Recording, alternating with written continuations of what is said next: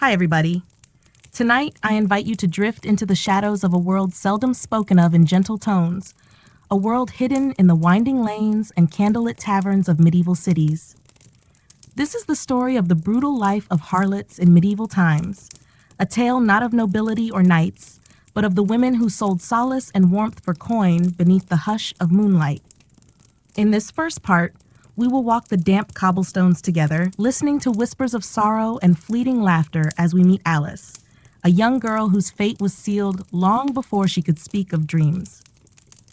In the chill hush before dawn, the streets of Kingsbridge lay slick with rain. Lanterns guttered in the breeze that came off the river, carrying with it the sour tang of fish, sweat, and cheap ale. In a crooked alley behind St. Mary's Church, where the stones were cracked and weeds clung stubbornly to life, a small figure huddled beneath a sodden wool cloak. This was Alice. Her mother had named her for a saint, though saints seldom visited these corners of the city. Alice was 17, but looked older. Hunger had hollowed her cheeks. Sleepless nights had painted shadows beneath her eyes. She drew the cloak tighter around her thin shoulders, listening to the footsteps of drunkards stumbling home from the alehouse. Now and then, laughter flared, a cruel bark echoing against the walls, and Alice pressed herself deeper into the shadows. She had not always known these streets. Once, there was a cottage on the edge of the village where her mother grew leeks and mended garments for the Reeve's wife. But a fever swept through the village when Alice was 11, and her mother's breath turned shallow and wet. By spring, the cottage stood empty, and the Reeve's wife sent Alice away with a single penny and a bundle of stale bread. The city had swallowed her whole. The first years blurred together, sleeping in stables when she was lucky, begging at the market gates when she was not. A kindly baker once gave her scraps of pie crust and a place by the hearth, but he died of a winter cough before the snow melted. Soon after, an old woman named Marge took pity on Alice and showed her where to find work, though it was not work a girl would wish for. Better to have warm hands than none at all, Marge would say, her smile thin as a knife's edge. She taught Alice how to stand beneath the tavern's eaves, how to speak softly to men too drunk to care about her tears. Marge called it the oldest trade, but to Alice it felt like falling into a well with no bottom. She remembered her mother's voice sometimes, murmuring prayers at dusk. They felt far away now, replaced by the sound of coins clinking into her palm and the rough breath of strangers in her ear. Tonight, she waited for the night's final customer. The good folk were home abed. What remained were the gamblers, the debtors, the lonely. Alice knew their faces by now. There was Tom, whose wife had left him for a mason in another town. There was the butcher's son, who came to her smelling of blood and lard. And there were others whose names she never asked for, who never asked for hers. She felt the ache in her bones as she shifted her weight from one foot to the other. Marge had warned her that when the pretty left her face, the coin would dry up too. So she painted her cheeks with crushed berries and tied ribbons in her hair, hoping the darkness would hide the truth. It worked for now, but she could see her future in Marge's stooped shoulders and missing teeth. Alice thought of leaving, running away to another town, perhaps to a manor where she might serve in the kitchens. But even that dream frayed at the edges.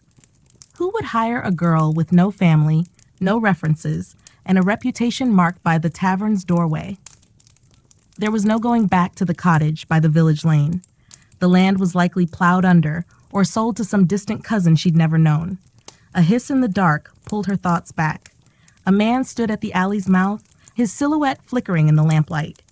He was broad-shouldered, his cloak heavy with rain. Alice forced her lips into a smile that felt more like a wince. She stepped forward, her bare feet silent on the wet stones.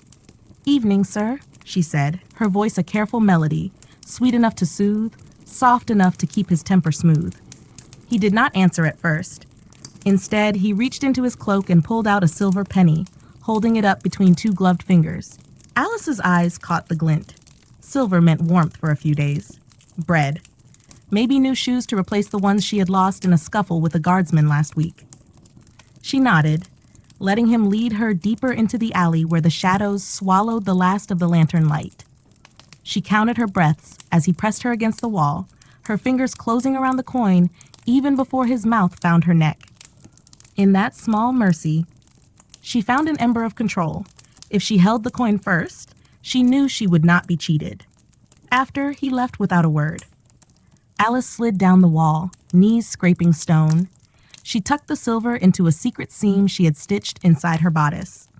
A soft wind moved through the alley, bringing the faint smell of baking bread from the bakeries that would soon open for the dawn. Her stomach growled, but she stayed where she was, staring at the patch of sky that peeked between crooked roofs. Somewhere, a bell tolled the hour, 3 chimes that trembled in the cold air. Alice shivered. She pulled the cloak tighter and closed her eyes. In sleep, if it came, she might see the cottage again. Her mother at the hearth, a pot of leek stew bubbling, a fire crackling against the draft. She might dream of hands that touched her cheek gently, of words that did not hurt. For now, she would wait for morning. And when the sun rose, she would stand again beneath the tavern's eaves, ribbon in her hair, a practiced smile on her lips, ready to sell warmth to those who could not find it in their own homes. It was a brutal life, yes, but it was life, and for Alice, that was still enough to cling to. So let us leave her here, for tonight, beneath the hush of the coming dawn, her breath a ghost in the dark, her dreams stitched together with sorrow and a faint, trembling hope that somewhere beyond these walls, there might be more than this. When the first pale fingers of dawn brushed the sky above Kingsbridge, Alice stirred from her uneasy sleep. The cold had crept beneath her cloak and into her bones, so that when she rose, her limbs felt stiff, as though carved from old wood. She stretched her hands before her face and studied the dirt beneath her fingernails, the raw scrape on her knuckles from the alley wall. Then she stood and began to walk, slipping out of the narrow lane and into the broader street where the city slowly roused itself for another day. The market square lay ahead, flanked by timbered houses with sagging beams and shuttered windows that rattled in the breeze. Already, traders were setting up their stalls, baskets of turnips and onions, bolts of coarse linen, barrels of salted fish. Alice kept to the edges, careful not to draw the attention of the Reeves men who prowled for pickpockets and idlers. She had learned long ago that a harlot who loitered too near the market could find herself beaten with a cane or hauled off to the pillory to be mocked by goodwives and brats with rotten fruit. She found a place behind the baker's shed, where the warmth of the oven seeped through the walls and made the morning air a little kinder. There she sat, drawing her knees to her chest, listening to the soft thump of dough on the table inside. The baker's boy, a freckled lad named Robard, sometimes brought her the ends of loaves that could not be sold. She hoped he would remember her this morning, though she knew she had nothing to offer in return but a tired smile. As she waited, Alice watched the people pass, merchants wrapped in fine cloaks trimmed with fox fur, apprentices carrying heavy bundles, wives with baskets hooked over their arms, scolding children who dawdled in the mud. Once she had imagined herself among them, a wife with clean hands and a hearth of her own, a mother perhaps, with a babe swaddled against her breast. She tried to picture it now, but the image would not settle. It floated away like breath in the frost. The door to the shed creaked open, and Robard stepped out, a crust of bread in his hand. He was slight for his age, with a shock of red hair and quick, darting eyes that always seemed to search for someone ready to shout at him. When he saw Alice, he grinned, showing the gap where 2 teeth had gone missing last winter in a fight with the butcher's apprentice. "Got you something," he said, tossing the crust into her lap. She caught it and bowed her head in thanks. No words were needed. She tore the bread into pieces and chewed slowly, letting it soften on her tongue. The warmth filled her belly with a comfort so sharp it almost hurt. Robard lingered, shifting from foot to foot. "You shouldn't sleep out here," he said, voice low. "The watch found Jenny last week behind the stables. She was blue in the face, they said." Alice nodded but did not answer. Jenny had been 15, a girl with quick hands and a laugh that made men linger longer and pay a little more. Now she was gone, her name another whisper that drifted through the alleys like mist. "Maybe you could come work for the baker," Robard said, glancing back at the shed door as though his master might appear any second to box his ears. "He needs girls to sweep up sometimes. Maybe." Alice smiled at his kindness, so sweet and foolish. He'd not have me, Robard. Not once he knows what I am. Robard frowned, cheeks reddening beneath his freckles. It ain't fair. She almost laughed. Fair. The word tasted strange on her tongue. Fairness was for other folk who had fathers to speak for them, mothers to sew their torn dresses and teach them the prayers that brought comfort on cold nights. Not for girls like her, who wore shame like a second skin. A sudden shout broke their hushed talk. A man stumbled into the alley behind them, broad belly, ruddy face, breath sour with last night's ale. Alice knew him by sight. Willem the tanner, whose wife kept to their cottage while he roamed the taverns and dark corners. His eyes narrowed when they fell on her. There you are, he slurred, stepping closer. Thought I'd find you come morning. Got coin for you, girl. Alice stiffened. Robard shrank back into the shadows, knowing better than to draw the tanner's anger onto himself. She rose slowly, brushing crumbs from her skirt. The warmth in her belly turned to stone. Not here, she said softly, glancing at the market square where honest folk might still see. But Willem grabbed her wrist, his grip hot and damp. Now, he growled. You'll come now, or you'll not see my silver. She could have pulled away, but hunger gnawed louder than her fear. She let him lead her from the shelter of the shed, past the baskets of onions and salted fish, past a washerwoman who turned away with a sniff when she caught Alice's eye. They slipped behind a stack of barrels near the cooper's yard, where the smell of tar and sawdust almost masked the stink of Willem's breath. He pressed her against the rough wood, his free hand fumbling at her bodice. She fixed her eyes on the sky above his shoulder, a patch of pale blue between the rooftops, and counted her breaths. 1, 2, 3. She wondered if Robard still watched from the shadows, small fists clenched and helpless. When it was done, Willem tossed a copper into the dirt at her feet and staggered away, mumbling about his wife's temper and the lies he would tell her when he stumbled home, reeking of ale and shame. Alice bent to pick up the coin, feeling the grit of mud against her fingertips. She tucked it into her hidden seam with the silver from the night before. A poor fortune, but enough to keep her standing. She did not return to the baker's shed.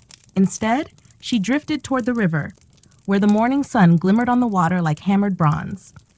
There, beneath the bridge where beggars gathered to share warmth and stories, she found Marge waiting with a flask of cheap wine. Marge looked her over with sharp eyes, noting the bruise blooming on her wrist. She said nothing, only passed the flask and settled beside Alice on the damp stone. Together they watched the boats drift past, sails snapping in the wind. The city moved around them, bells ringing, hammers striking anvils, children laughing somewhere far away. Marge leaned close, her voice a rough whisper. There's better coin tonight, down by the docks. Merchants in from the low countries. Pockets full of silver and hearts full of sin. Alice nodded, wiping her mouth with the back of her hand. She would go. She would stand in the lamplight and smile with painted cheeks, whisper soft lies into hungry ears. She would collect her coin and bury her shame beneath dreams of hearth fires and leek stew she would never taste again. And so the day stretched on, unforgiving, unchanging, a cruel promise that when the sun sank, the oldest trade would open its arms to her once more. For now, she sat with Marge beneath the bridge, two shadows clinging to each other in the chill breeze, dreaming of warmth that would never come. When the sun sank low behind the rooftops of Kingsbridge, Alice rose from the damp stones beneath the bridge, her cloak smelling of river mud and stale wine. Beside her, Marge muttered a prayer to a saint whose name Alice had never heard, perhaps one that watched over women like them, though she doubted such saints truly bothered. They parted without words. Marge drifted toward the alehouse near the north gate, where soldiers like their cups full and their consciences empty. Alice turned her steps toward the docks, where foreign tongues and heavy purses promised a few more coins for the price of her warmth. The streets near the river twisted like veins, narrow lanes choked with barrels and crates stacked high, ready to be loaded onto ships bound for places Alice could not imagine. She wondered, sometimes, if she might slip onto one of those vessels, curl up in the dark among the spices and wool, and wake in a land where no one knew her name or what she sold to survive. But dreams like that were like summer snow, soft and lovely, only to melt away when touched. Tonight, the docks were alive with the noise of sailors fresh from weeks at sea, Lanterns swung from wooden posts, throwing puddles of light onto the wet planks. Voices rose and fell in languages Alice did not know. Flemish, French, snippets of rough English with accents thick as tar. Music spilled from the taverns, the wail of a fiddle, the thud of boots on old boards, laughter that teetered on the edge of a brawl. Alice moved among them like a ghost in her threadbare cloak, ribbons bright in her hair. She caught the eyes of men whose pockets bulged with foreign coin, men who missed wives left waiting in far-off ports, or men who simply hungered for something warm to soften the hard edge of the sea. Some looked away, ashamed or shy.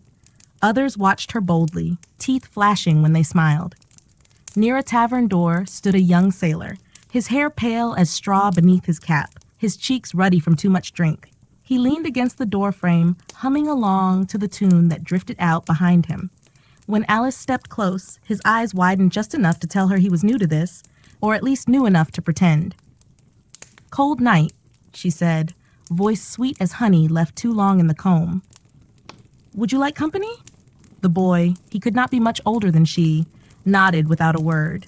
He fumbled for his purse, tugging free a handful of coins that clinked like tiny bells in the hush between songs. He dropped 2 pennies into her waiting palm, and she tucked them away before he could change his mind. They did not go far. Just beyond the edge of the docks, behind a stack of empty barrels that smelled of brine and tar, she drew him into the shadows. He trembled when she touched his cheek, his breath hot with ale. His hands were soft, unsure, nothing like the rough grabs of men like Willem the Tanner. For a moment, only a heartbeat, she almost pitied him. She pressed her lips to his ear, whispering lies she knew he wanted to hear. That he was handsome, that she liked gentle boys, that no one would ever know. When it was done, he gave her a shy smile, mumbled something in his own tongue, and staggered back into the lantern glow, his boots splashing through the puddles. Alice watched him go, the coins tucked safe in her bodice seam. She wondered if his mother waited in some far port, whispering prayers for her son, who now stumbled through the night with her scent still clinging to his skin. She wiped her mouth with her sleeve and stepped back into the noise of the docks. Another man waved her over, older this time, beard bristling with salt, a merchant by the look of his fur-trimmed cloak. He smelled of cloves and sweat and the sweet rot of old wine. His eyes lingered on the shape of her hips beneath her thin dress.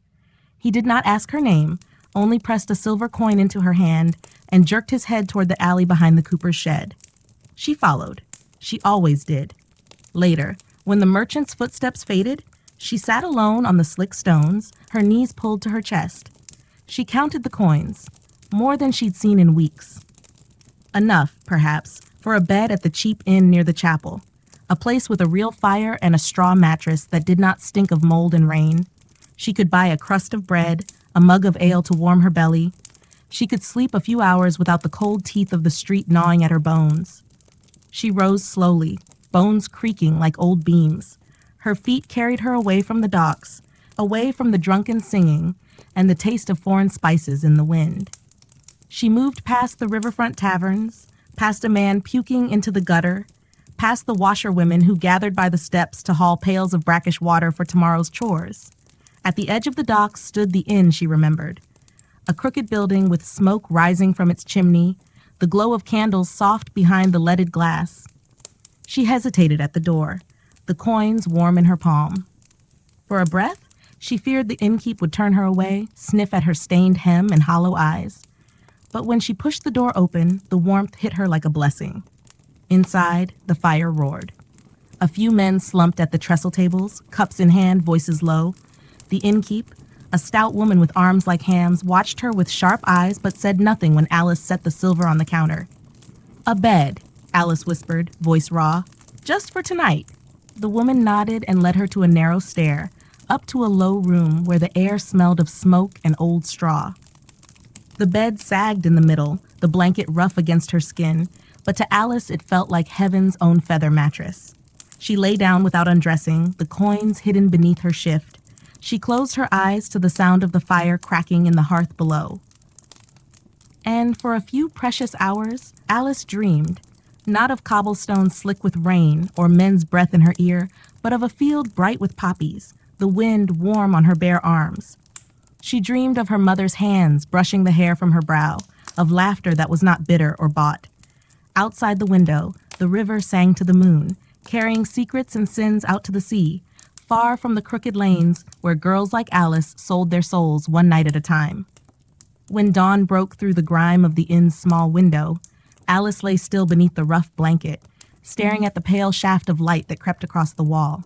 For a moment she felt she might be somewhere else.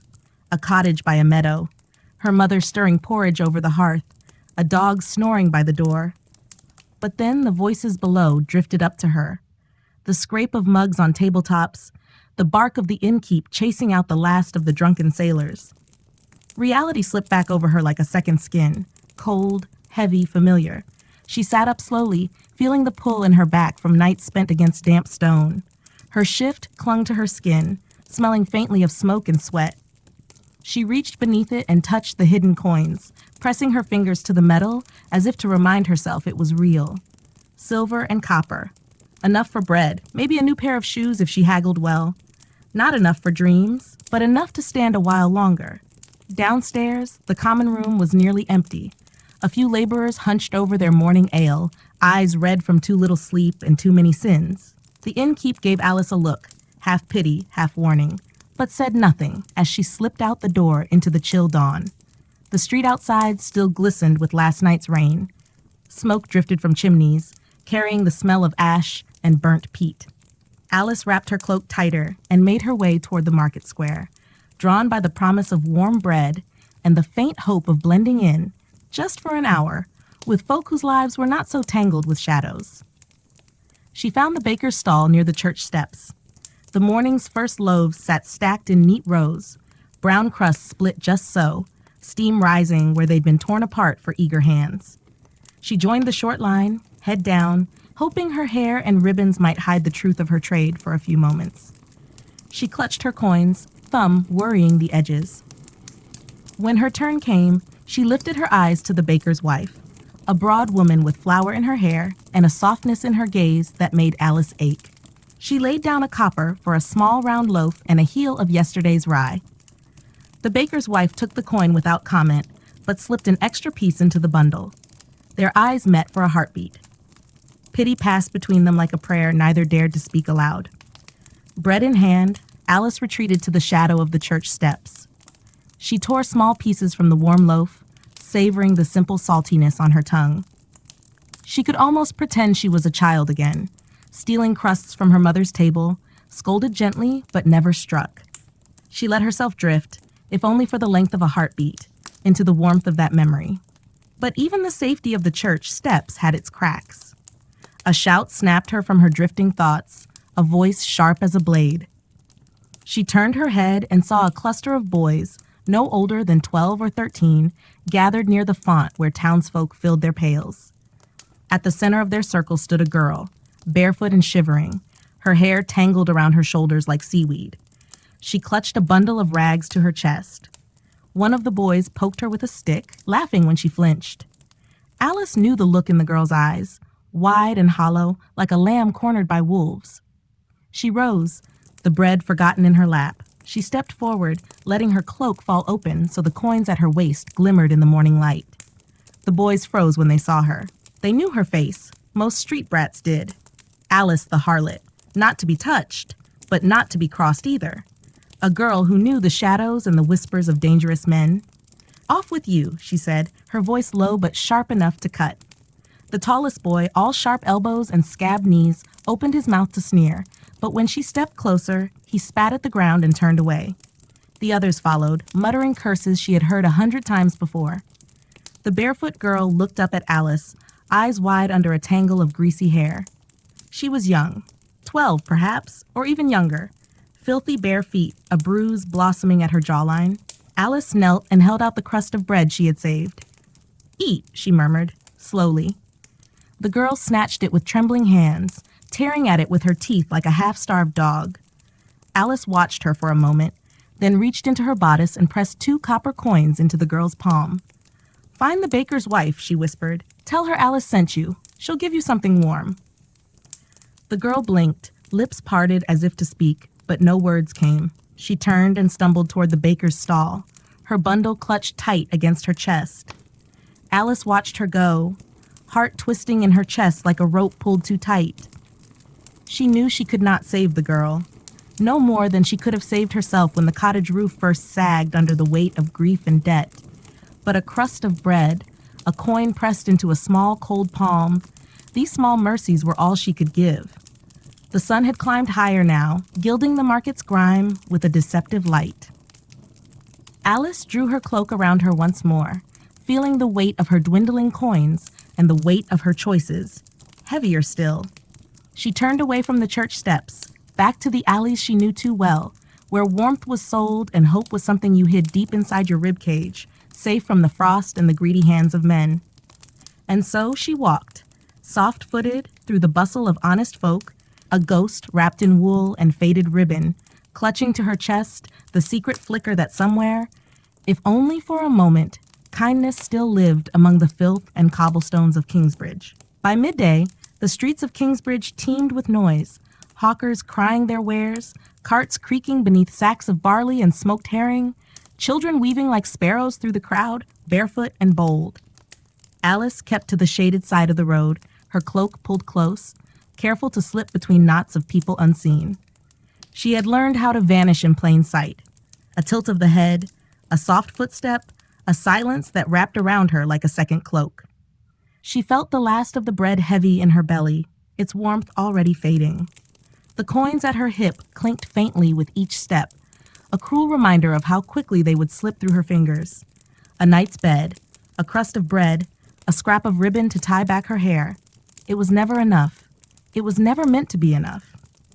As she passed the tannery, the stench curled around her.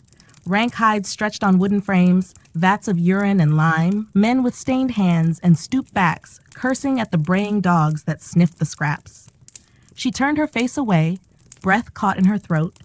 She had learned long ago that the tannery meant danger for girls like her, rough hands in dark corners, men who took what they pleased and left no coin behind. Beyond the tannery, the road narrowed. Here the houses leaned so close their rooftops nearly touched, forming a crooked tunnel of wood and stone. Laundry fluttered on ropes strung between beams, sheets thin as gauze, chemises patched so many times they were more mending than cloth. Women's voices drifted from open shutters, the scrape of a pot, the soft hum of lullabies for babes who would grow to know hunger as well as their own names. Alice paused before one such window, where a young mother rocked her infant on her hip while stirring a pot of thin pottage. For a moment, Alice felt the old ache, an imagining of herself there at the hearth, arms full of something warm and wanted. But then the baby began to cry, a thin wail that pierced through the gentle hush of the house. The mother's shoulders sagged under the weight of it, eyes flat and tired. Alice turned away. There were no gentle endings for girls like her, whether with child or alone. The lane opened onto the edge of the South Ward, where the city's heartbeat pulsed fastest. Taverns with sagging signs, dice dens hidden behind painted doors, the flicker of candlelight in upper windows where men climbed stairs to buy secrets and sweat. Here the air tasted of spilled ale, cheap perfume, and longing so thick it stuck in the throat. She found Marge outside the Weeping Heart, a tavern painted the color of dried blood. Marge perched on a barrel, a battered bonnet crooked on her graying hair, pipe clamped between her few yellow teeth. Her eyes squinted against the drifting smoke as she watched a pair of sailors argue over whose turn it was to pay for a round. "Alice," Marge called when she spotted her. Her voice was rough, but the way she patted the space beside her was almost tender. "Come sit. The day's warm enough, ain't it?" Alice settled on the edge of the barrel, her hands folded in her lap to hide the tremor in her fingers. She breathed in the tavern's sour scent, spilled ale and the ghosts of last night's revels. "Busy night, I hear?" Marge asked, smoke curling from her lips. Alice nodded. "The ships came in. Foreign coin." Marge's chuckle was soft, bitter. "Foreign coin spends the same as ours. Easier to part a drunk fool from it, at least." They sat in silence, watching the ebb and flow of men through the tavern's door. Alice studied them with a practiced eye, the swagger of the newly paid, the slump of those who'd lost more than they could afford. The sailors, The carters, the smith's apprentices, come to spend their week's wages on ale and flesh before crawling home to weeping wives. At the far end of the street, a preacher stood on an overturned crate, shouting about damnation and the sins of the flesh. His voice cracked as he pointed at the painted doors, at the windows where candlelight promised warmth for sale. Some women spat when they passed him. Others simply laughed and turned away. Alice watched him, the fury in his eyes like cold iron. Once, she might have feared him. Now, he was just another piece of the city's noise.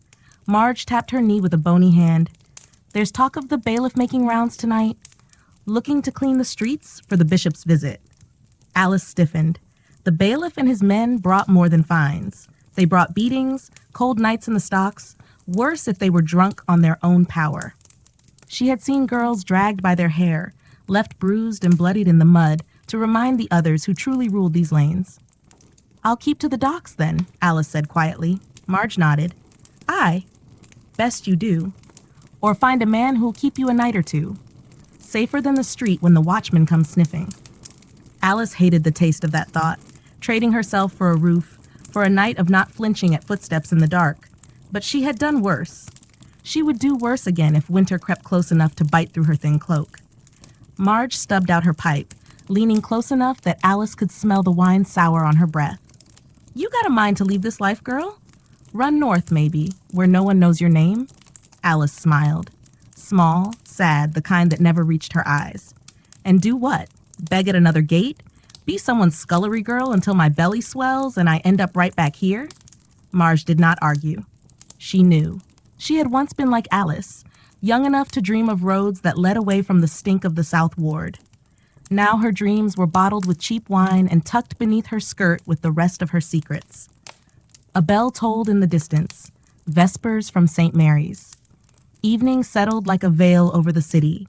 Lamps flared to life in windows, candles flickered behind thin curtains. Somewhere a fiddle struck up a tune that would carry drunk men to beds not their own. Marge slid from the barrel with a groan of old bones. She squeezed Alice's hand, rough palm against rougher skin. Keep your head low tonight, and if the bailiff's dogs come hunting, you find a shadow and stay there. Alice watched her shuffle into the tavern's warm maw, swallowed by the flicker of firelight and the low hum of men eager to forget their wives, their prayers, their sins. She pulled her cloak tight, feeling the coins press against her ribs. Then she stepped back into the gathering dusk, the oldest trade waiting for her in the hush between footsteps and the promise of darkness. She wondered if somewhere in the deep alleys and crooked lanes, mercy still lingered, or if the night would swallow her as it had so many before. Night descended like a hush over Kingsbridge, wrapping its crooked lanes and sagging rooftops in shadows that seemed to breathe. The last slivers of twilight clung to the tallest spires, but down in the alleys where Alice walked, the sun had long since fled. Lanterns flickered where tavern doors yawned open, spilling out warmth and the sour reek of ale. Voices rose and fell, laughter sharpened by drink, curses flung like stones, the soft sighs of songs sung badly but with heart. Alice drifted among them, a pale wisp of a girl cloaked in the dark, ribbons trembling in her hair. She passed men slouched against walls, heads tipped back in drunken dreams, past women with painted lips who called to her in low voices, asking if she'd found any good coin tonight. She only shook her head and moved on. She knew where her steps must take her now. Down past the cooper's yard, past the abandoned mill where rats danced in the flower dust, and on toward the river's edge. The docks were quieter than the South Ward, but the danger there breathed deeper, older. Ships creaked at their moorings, shadows shifted on the gangplanks, sailors too long at sea, merchants counting their ledgers in the lamplight, guards who looked the other way for a slip of silver. The air tasted of brine and tar and secrets, secrets that could be sold for coin or buried beneath the lapping water. Alice found her place beneath a crooked lantern nailed to a post. Its flame sputtered in the breeze, throwing her face into a dance of light and shadow. She let her cloak fall open just enough to show a flash of bare wrist, a glimpse of pale throat. It was a language she knew by heart, a promise, an invitation, a bargain struck in silence. It did not take long before footsteps stopped before her. Two men, voices thick with the tang of foreign speech. Flemish traders by the look of their boots and the smell of smoked fish clinging to their coats. One spoke, broken English dripping from his tongue like wine too long on the table. "How much, girl?" he asked, fingers brushing her wrist. Alice named her price. Not high, never high enough to turn them away, but just enough that they would not think her easy prey for a beating or worse. The man laughed, flashing yellow teeth. His companion leaned close, eyes wet and eager, breath sour with the sharp edge of cheap gin. She felt the old fear coil tight in her belly, but she tucked it away, smoothing her face into something soft and willing. They led her behind a stack of crates, the lantern's reach falling away until only the moon traced the line of her cheek. Rough hands found her shoulders, tugged at her cloak, the cold air biting at the warm skin beneath. She drifted far from herself then, mind slipping loose from her bones, from her skin. She counted the waves that slapped the hull of a ship moored nearby. 1, 2, 3. A rope creaked overhead. A gull screamed somewhere above the black water. When they were done, they left her with a handful of foreign coin that gleamed dull in her palm. She crouched there for a while in the dark, cloak drawn tight around her trembling frame, waiting for her breath to steady. She would not cry. There were no tears left to shed. The river's cold wind dried them long ago. From the shadows a voice drifted, soft, mocking. "Well then, you've done well enough tonight, haven't you, pretty?"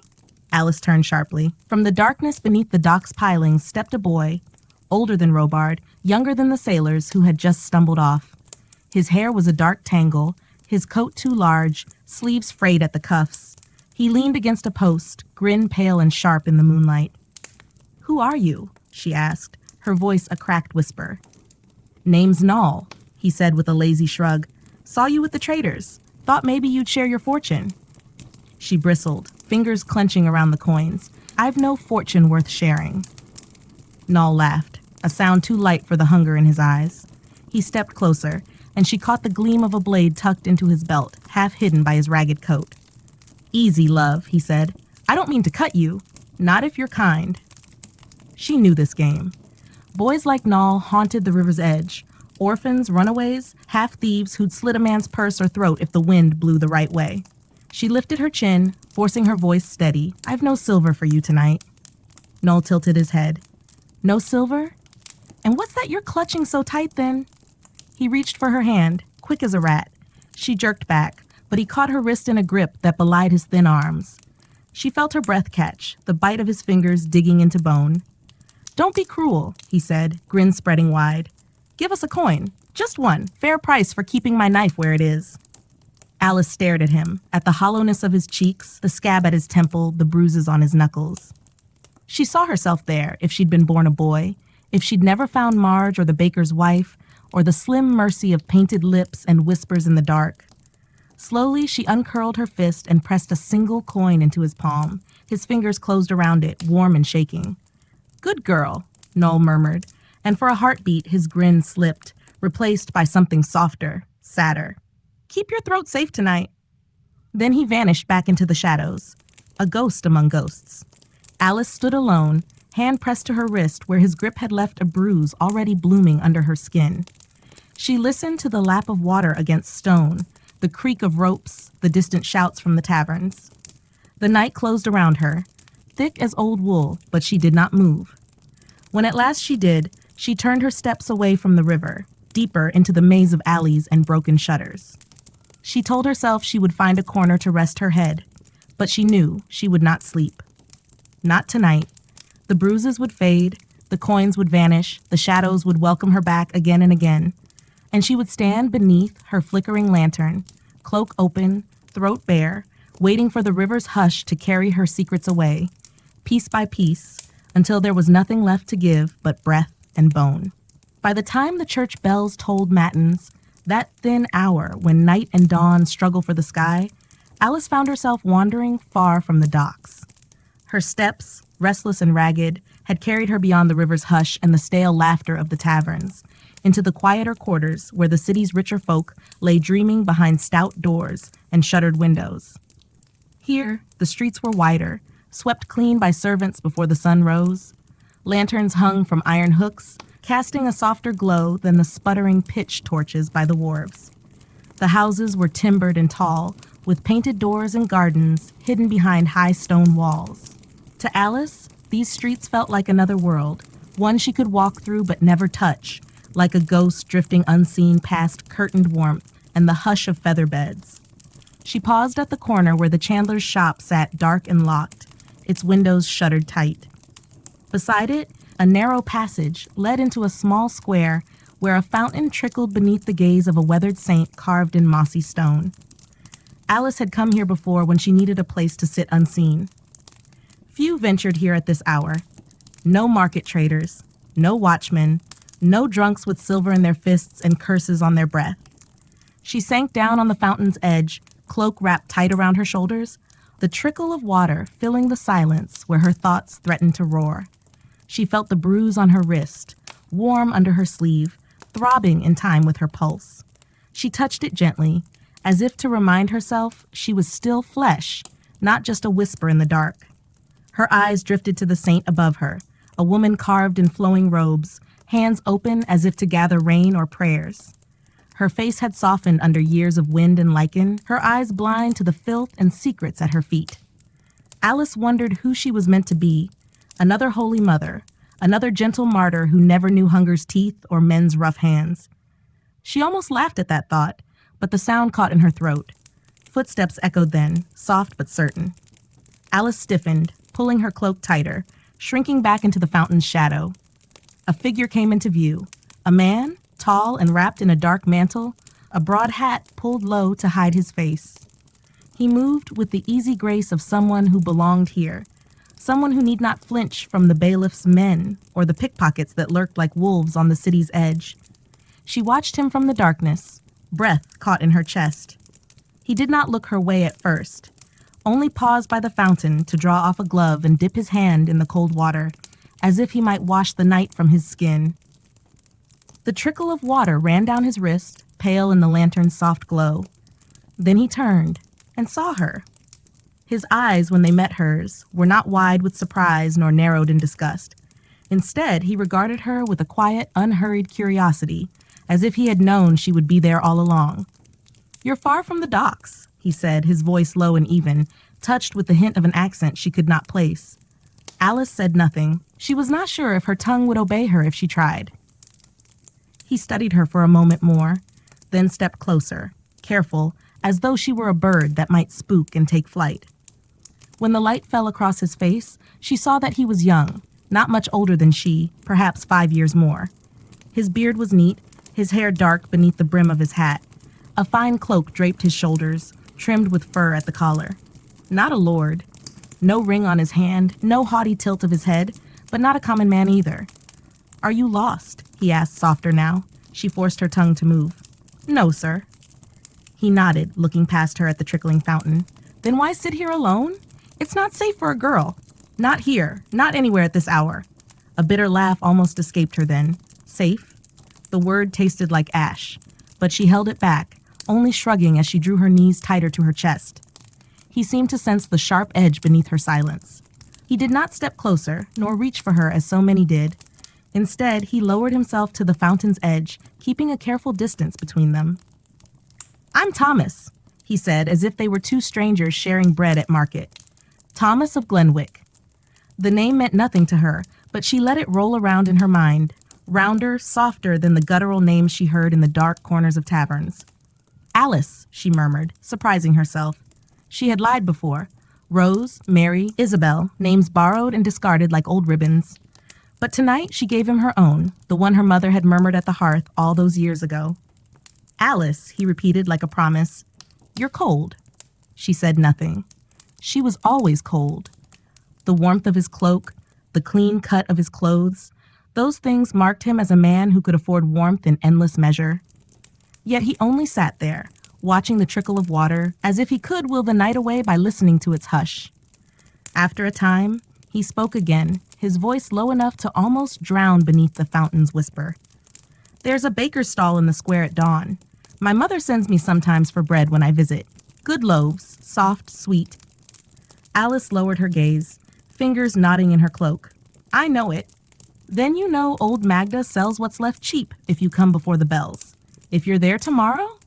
Tell her Thomas sent you." She lifted her eyes, startled by the kindness in his words. She wanted to ask him why. Why speak soft to a girl like her? Why see her at all when so many looked through her, past her, as if she were mist clinging to the stones? But the question tangled in her throat, unsaid.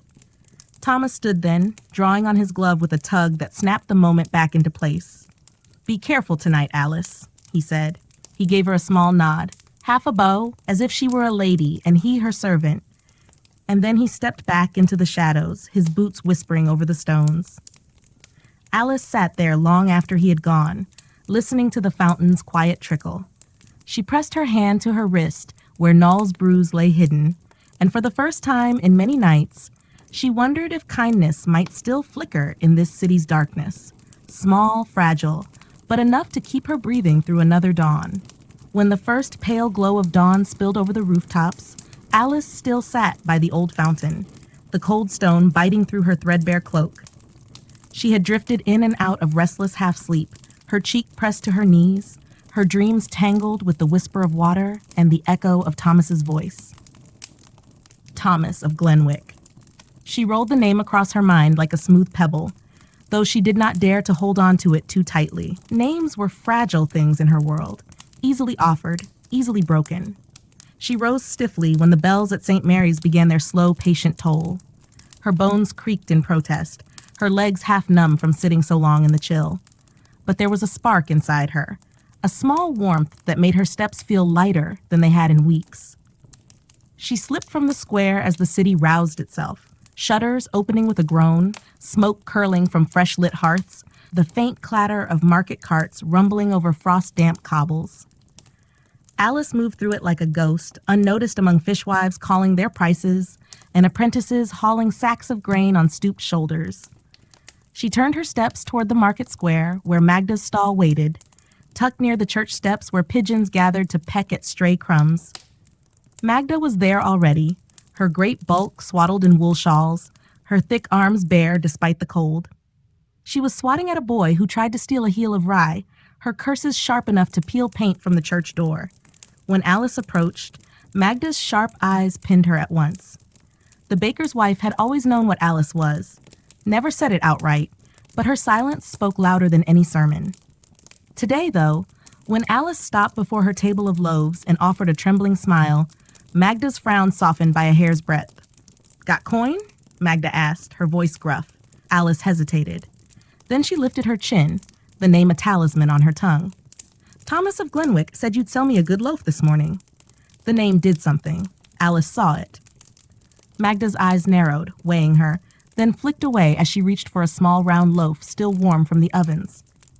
"He did he?" Magda muttered, stuffing the bread into a scrap of rough linen. "That boy's too soft for his own good. Here." She thrust the bundle into Alice's hands. Alice fumbled for her coin, but Magda waved her away with a grunt. "Take it. Go on, before I change my mind." Alice held the bread close to her chest as if it might vanish like smoke. The warmth seeped through the linen, through her chilled fingers, into the hollow behind her ribs where hunger had made its home for so long. She stammered a thank you, but Magda only turned back to her next customer, already barking about stale oatcakes and fair prices. Alice stepped away, half dazed. She moved to the edge of the square, settling against the stone wall that bordered the churchyard. There she unwrapped the loaf with careful fingers, tearing a piece free and pressing it to her lips. The bread was sweet, heavy with honey, real honey, not the watered syrup she sometimes stole from tavern tables. It tasted of warmth, of hearths she had never sat beside, of hands that didn't take more than they gave. As she ate, the square grew busier. She watched the life of Kingsbridge unfold. Children darting between skirts, dogs nosing at dropped scraps, old men gossiping over steaming cups of ale. She watched, too, for a glimpse of Thomas, though some part of her knew she would not see him here in daylight. A man like him belonged to quiet cloisters and warm candlelight, not the frost-choked streets where girls like her waited for mercy from strangers. Still, the thought of him lingered like a warmth she tucked into the pocket of her heart. "Be careful tonight, Alice." The way he had said her name, without hunger, without pity, made it sound like something worth saying. When the bread was gone and only crumbs clung to her fingers, Alice brushed them off and tucked the linen scrap into her cloak. It was time to move again. The city did not pause for small kindnesses, no matter how sweet they tasted. She would need more coin before dusk, enough to pay the innkeep for a pallet by the fire, enough to buy a few hours where no rough hands would jolt her awake in the dark. She turned her steps back toward the south ward. Already the men who cleaned the church steps were eyeing her from under their caps, eyes that knew too well why a girl like her lurked near the market at dawn. She did not flinch under their glances. She was used to the weight of such stares. She found Marge where she often did in the mornings, behind the butcher's stall, sharing a flask of sharp gin with another old girl whose name Alice had never asked. Marge's eyes squinted when she saw Alice approach, a sly grin splitting her cracked lips. "Found breakfast, did you?" she rasped, nodding at the linen tucked under Alice's arm. Alice nodded, sinking down beside her. She wanted to tell Marge about Thomas, about the way his name had bought her bread warm enough to steam in the chill dawn. But the words tangled in her throat. Some things were better kept close, secrets bright enough to warm her through the long nights ahead. Instead, she leaned back against the wall, listening as Marge rattled on about a new ship in the harbor, men who'd be flush with silver by nightfall. Work waiting, warmth waiting, if she was willing to pay its price. Alice closed her eyes, feeling the hush of the market wrap around her, the scrape of carts, the mutter of prayers drifting from the church door. She knew what the day would bring. Coin, rough hands, bruises hidden beneath the hem of her skirt. But in the pocket of her heart, she carried the warmth of honeyed bread and a stranger's voice in the dark saying, "Be careful, Alice." And for now, in this fragile sliver of morning, that was enough. By noon, the market's clamor had begun to thin as folk drifted home with baskets full of fish, turnips, or bundles of rushes for their floors. Alice lingered near the butcher's stall with Marge and the other old girls who clung to each other for warmth and a few whispered comforts. The sun hung low and sullen behind a curtain of thin, cold clouds. There would be no true warmth today, only the false promise of it behind tavern doors or sold by the hour to those who came sniffing around the South Ward's crooked lanes. Alice's stomach still held the memory of sweet bread, and she guarded that memory as if it were a fire against the gnawing wind. She had not told Marge about Thomas. She let his name rest on her tongue in silence, a private charm she feared would turn brittle if spoken aloud. Instead, she listened while Marge traded gossip about bailiffs bribed with cheap wine, girls gone missing by the docks, rumors of a new magistrate sent by the bishop to scour the filth from Kingsbridge's underbelly. "A pious man, they say," Marge cackled, showing her gums where teeth had long since rotted away. "Pious men love to preach about sin, but they pay for it same as the rest. Just mind he don't clap you in irons for your pretty mouth, Alice." Alice forced a smile she did not feel. She knew the look of men who wore virtue like a badge, eyes that watched the painted doors with hunger, even as they called them vile. She knew the iron taste of their sermons when the whip cracked against a girl's back for daring to live the only way she knew how. She rose from her place on the cold ground and brushed the straw from her cloak. Marge's voice faded behind her as she slipped into the narrow passageways that coiled behind the butcher's shop. These alleys were hers, familiar in the way bruises were familiar, the way hunger was familiar. She moved soft-footed through puddles and refuse, ignoring the curses of a woman who dumped her slops into the gutter. Rats squeaked and scattered where her shadow passed. She kept her gaze low and her mind clear. At the end of the alley, she emerged into the small square behind the Weeping Heart Tavern, where men with sour breath and restless coin lingered at dusk for the company of soft voices and softer beds. She knew some of them by sight: a groom from the bishop's stables with a scar that split his brow, a cooper's apprentice who wept into his cup and paid double for silence, a clerk from the city hall who pressed verses of Latin to her skin as though they might redeem him for what his hands demanded. One of them, Edric the groom, caught her eye as she stepped closer to the tavern door. He lifted his mug in greeting, his smile loose and foolish from ale. He had always been gentle, in his way. Apologetic kisses, muttered confessions that he would find honest work for her someday when his purse was heavier and his master kinder. "Pretty Alice, Edric called, slurring the words so they fell together like spilled wine. Sit with me, Sit and talk a while. Warm a man's bones. Alice hesitated. She knew what he wanted, what they always wanted. But Edric was harmless, more boy than wolf, and he paid in coin that did not clink like betrayal in her hand. She slipped onto the bench beside him, folding her cloak close as his arm draped around her shoulders. His breath was thick with ale, but his eyes shone with something softer than hunger. He traced the edge of her jaw with a calloused thumb, as if she were fine glass that might shatter at a careless touch. You're cold, he murmured. Always cold you are. It's the wind, she lied. It was the streets, the stones, the nights spent curled on frozen ground. He fumbled for his purse and spilled 3 small coins onto the table. Stay with me tonight, Alice. Not in the stables, not in the alley. I got coin for a room upstairs. A good bed. A fire, too. Alice felt the weight of the bread still warm in her memory, Thomas's name like an ember under her ribs. But Thomas was gone, and kindness could not buy her a roof for the night, nor bread for the next morning. She brushed Edric's hair from his brow, felt the stubble along his jaw. He was soft, harmless, safer than most. All right, she whispered, and he grinned wide, boyish in the flicker of the tavern lanterns. The innkeep's wife, Martha, with hands like oak roots and a tongue sharper than any bailiff's whip. Watched them climb the stairs with a look that said she'd seen it all before and expected no better. Alice kept her eyes low, her hands folded in Edric's sleeve, pretending for a heartbeat that they were sweethearts slipping away from prying eyes. The room upstairs smelled of damp wool and old wood smoke. A single candle guttered on the sill, throwing long shadows across the rough bed. Edric pressed her down onto the thin mattress with a sigh that tasted of sorrow more than lust. He buried his face in her hair, mumbling soft nonsense, promises of cottages and gardens and sheep that grazed on hills she had never seen. She let him speak, let him believe. Sometimes the lies made it easier, for him, for her. When he finally slept, breath rattling against her neck, Alice lay awake, staring at the dark ceiling where the candle had burned itself out. She counted the coins hidden beneath her shift, felt the slow warmth of Edric's body leaking into her bones.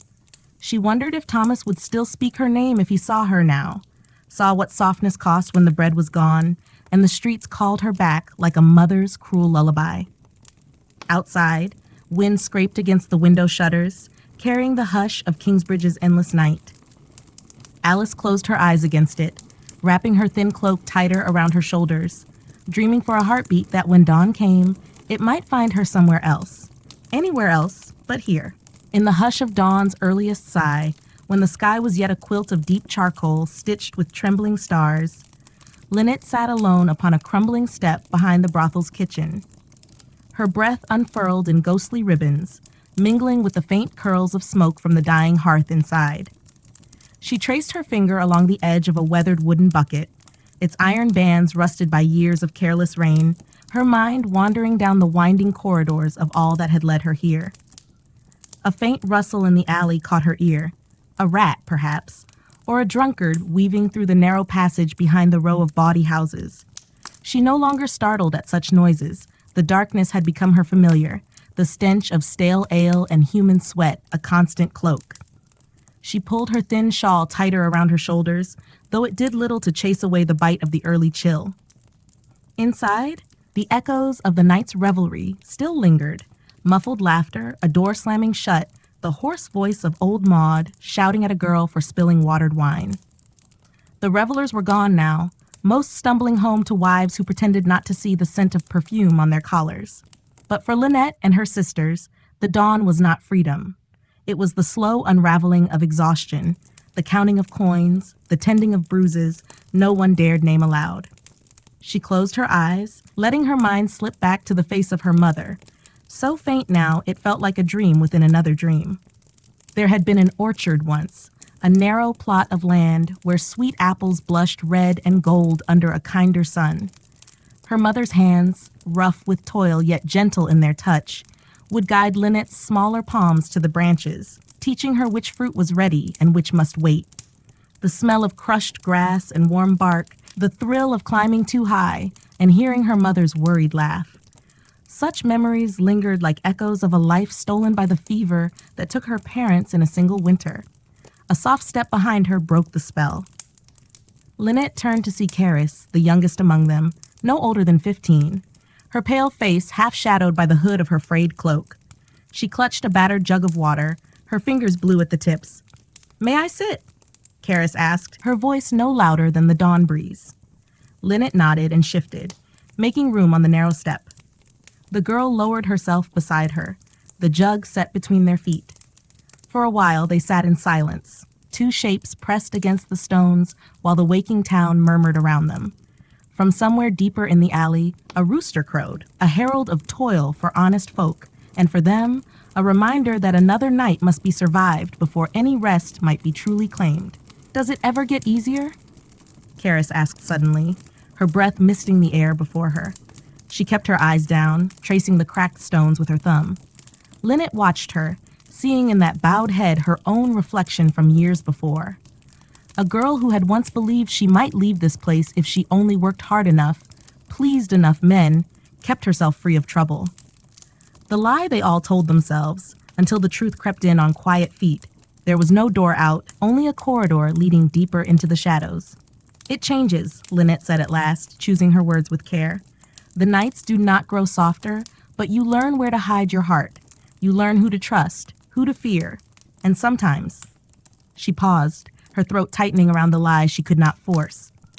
"Sometimes you forget what you ever were before." Karis lifted her eyes, wide and blue as a spring sky untouched by storm. "Did you ever try to run?" Lynette's lips curved into something that might have been a smile if not for the sorrow behind it. "Once, long ago. I thought I could find my uncle's farm in the west, but the road is cruel to a girl alone. Men are crueler still." She did not speak of the man with the ragged boots who had found her near the river, nor the bruises that marked her skin for weeks after she was dragged back through the brothel's door. Some truths needed no telling. They were written in every girl's eyes after her first attempt at freedom. Karis leaned her head against Lynette's shoulder, the jug wobbling as she shifted. She smelled faintly of lavender soap, a luxury old Maud sometimes allowed the younger girls to use, to make them sweeter for men who paid extra for a girl who still smelled clean. Lynette laid her hand over the girl's trembling fingers, her touch a silent promise that, for this moment, she was not alone. The sun's first light broke over the rooftops, brushing the alley's filth with a pale gold that did nothing to warm it. A cart rattled past at the street's end, its driver humming a tune about love that neither of them would ever claim. In a few minutes, old Maud would shout again, calling them inside to scrub floors, wash linens, patch torn dresses, and ready themselves for the next dusk when the candles would be lit and the men would come knocking once more. But for these fleeting moments, Lynette allowed herself the small mercy of pretending she was still in that orchard, high among the branches, the sun warm upon her brow, her mother's laughter somewhere just beyond the leaves. She let herself believe she might wake to find her hair full of apple blossoms instead of the stale perfume that clung to her now. Beside her, Karis's eyelids fluttered, the night's exhaustion tugging her down. Lynette stayed still, a pillar for the girl to lean upon as the world shifted from dark to dawn. Somewhere inside, the hearth cracked, sending up a wisp of warmth that never reached them here on the cold stone step. Lynette closed her eyes and whispered a prayer she no longer believed would reach any god who might listen. A prayer not for herself, but for the fragile warmth at her side, for a miracle she knew would never come, yet could not help but beg for all the same. When the shout finally came, old Maud's rasp like gravel down a dry throat, Lynette squeezed Karis's hand once, gentle but firm, and rose.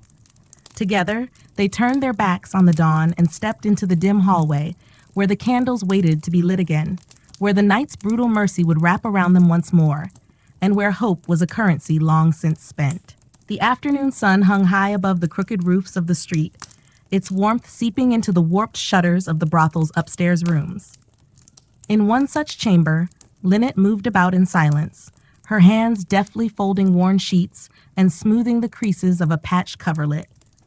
The room smelled faintly of sweat and cheap rosewater, scents that clung stubbornly to the faded draperies and the splintered floorboards.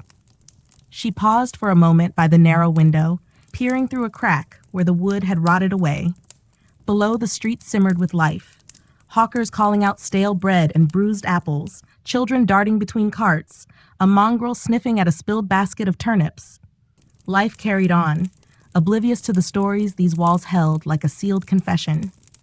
Lynette drew her fingers along the sill, feeling the rough wood catch against her skin. She wondered, as she often did, how far she might see if she climbed out and perched upon the roof's edge. Beyond the tiled spines of houses, past the church spire that stabbed at the sky, there were roads that led to green fields and rolling hills. She wondered if they were still as green as she imagined, or if they had turned to dust and stone, as dreams did when left too long in darkness. A knock at the door startled her. She turned to see old Maud's squat figure fill the threshold, arms crossed over her ample middle. The old woman's eyes were small and sharp, like flints struck together to make sparks that never quite caught flame. "Lynette," Maud rasped, her voice already worn thin by a morning of barking orders. "Rooms not to rest in, there's washing to be done, and the brewer's boy is waiting for payment downstairs." Lynette inclined her head, folding the last sheet with care. She brushed past Maud without a word, feeling the old woman's gaze prickle the back of her neck. Down the narrow stairs she went, her fingers trailing along the wall for balance. She could hear the low hum of chatter in the common room, the scrape of tankards, the clink of coins changing hands. At the bottom of the steps she paused. By the hearth, a boy no older than 16 stood awkwardly, a large cask of ale resting at his feet. His clothes were patched but clean, his hair a mop of straw-colored curls half hidden beneath a cap. When he saw Lynette, he fumbled with the strap of his satchel, his cheeks flushing pink. "Miss," he stammered, dipping his head in an awkward nod. "I've brought the ale from Master Ellis. Says there's coin due from last week's cask, too." Lynette offered him a small smile, one she reserved for boys like him, young enough to blush, too green to know what monsters these walls concealed. She lifted the flap of her apron, drew out a few copper coins, and pressed them into his trembling palm. "Thank you, Tom," she said softly. "Tell your master we'll have need of another by week's end." Tom's eyes darted to the dark corners of the room where other girls moved like restless ghosts. He swallowed, the blush deepening when one of the older women, Brona, winked at him and blew a kiss. Tom's ears burned red as he hoisted the cask onto his narrow shoulder, eager to flee back into the clean air of the street. Lynette watched him go, envy blooming like a bitter flower in her chest.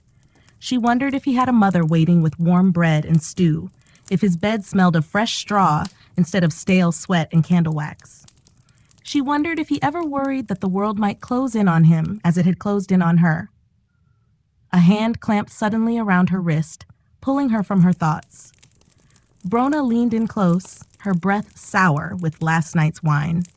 "Don't be wasting smiles on boys like that, Lynette," she sneered playfully. "Soft hearts get you nowhere but the gutter. Sooner you remember that, the better." Lynette slipped her wrist free, forcing her face into calmness.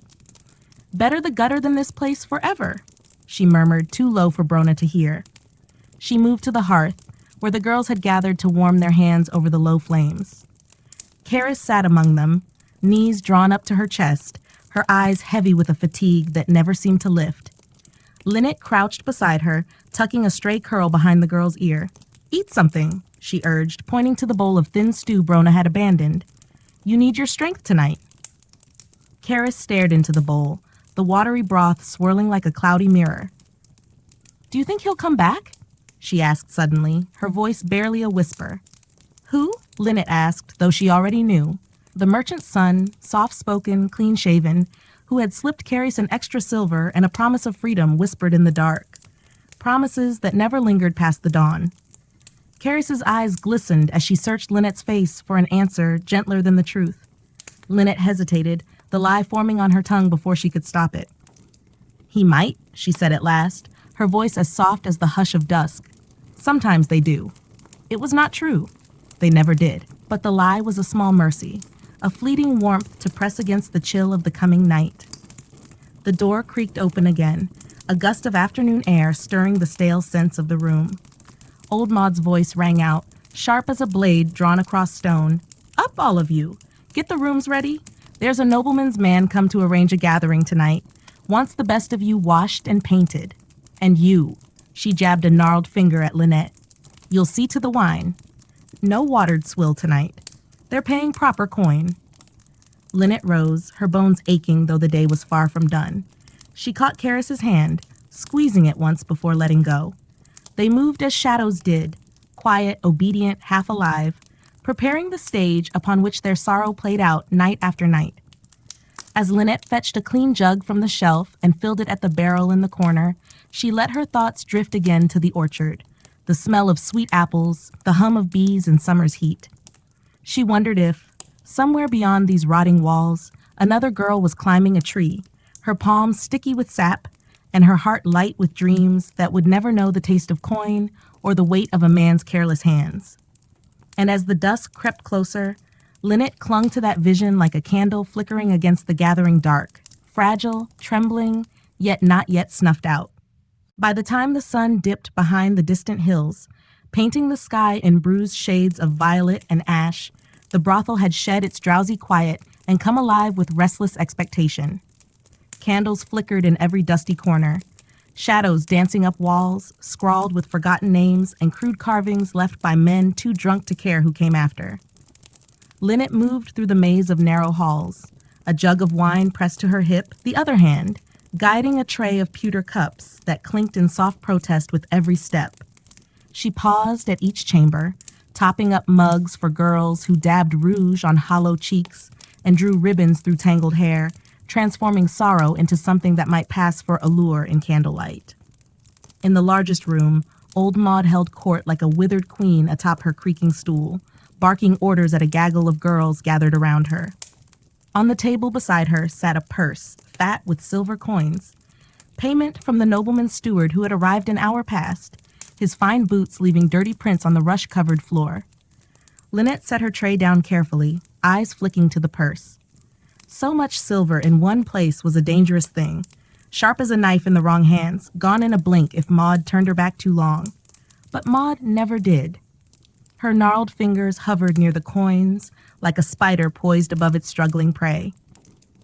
Tonight's patrons were not the usual rough-handed tradesmen or half-drunk stable lads. These men wore velvet cloaks lined with fur and carried the hush of importance in their clipped words and soft laughter. They smelled of spices and polished leather, their rings bright in the dim light, catching on the girls' hair as they lifted trembling chins for a better look. From her post by the wall, Lynette watched as Karis was led forward, her curls brushed until they shone, a threadbare gown pulled tight at the waist to lend the illusion of a softness she had yet to lose. The steward's eyes lingered on her, his lips curling into a small, satisfied smile. "New blood," he murmured to Maud, loud enough for Lynette to hear. "They'll pay well for her. Keep her clean, mind you." Maud's laugh was a dry rattle. "She's a sweet one, my lord, sweet as spring milk." Lynette's hands tightened around the jug's handle. She forced her eyes away, pouring wine for the men as they gathered, their boots tracking mud across rugs too thin to hide the creaking boards beneath. They spoke in low voices of things Lynette only half understood. Plots of land, disputes with rival houses, whispers of a brewing quarrel between two neighboring barons. Words that would mean nothing by morning, washed away by ale and sweat, and the hush of secrets spilled into perfumed hair.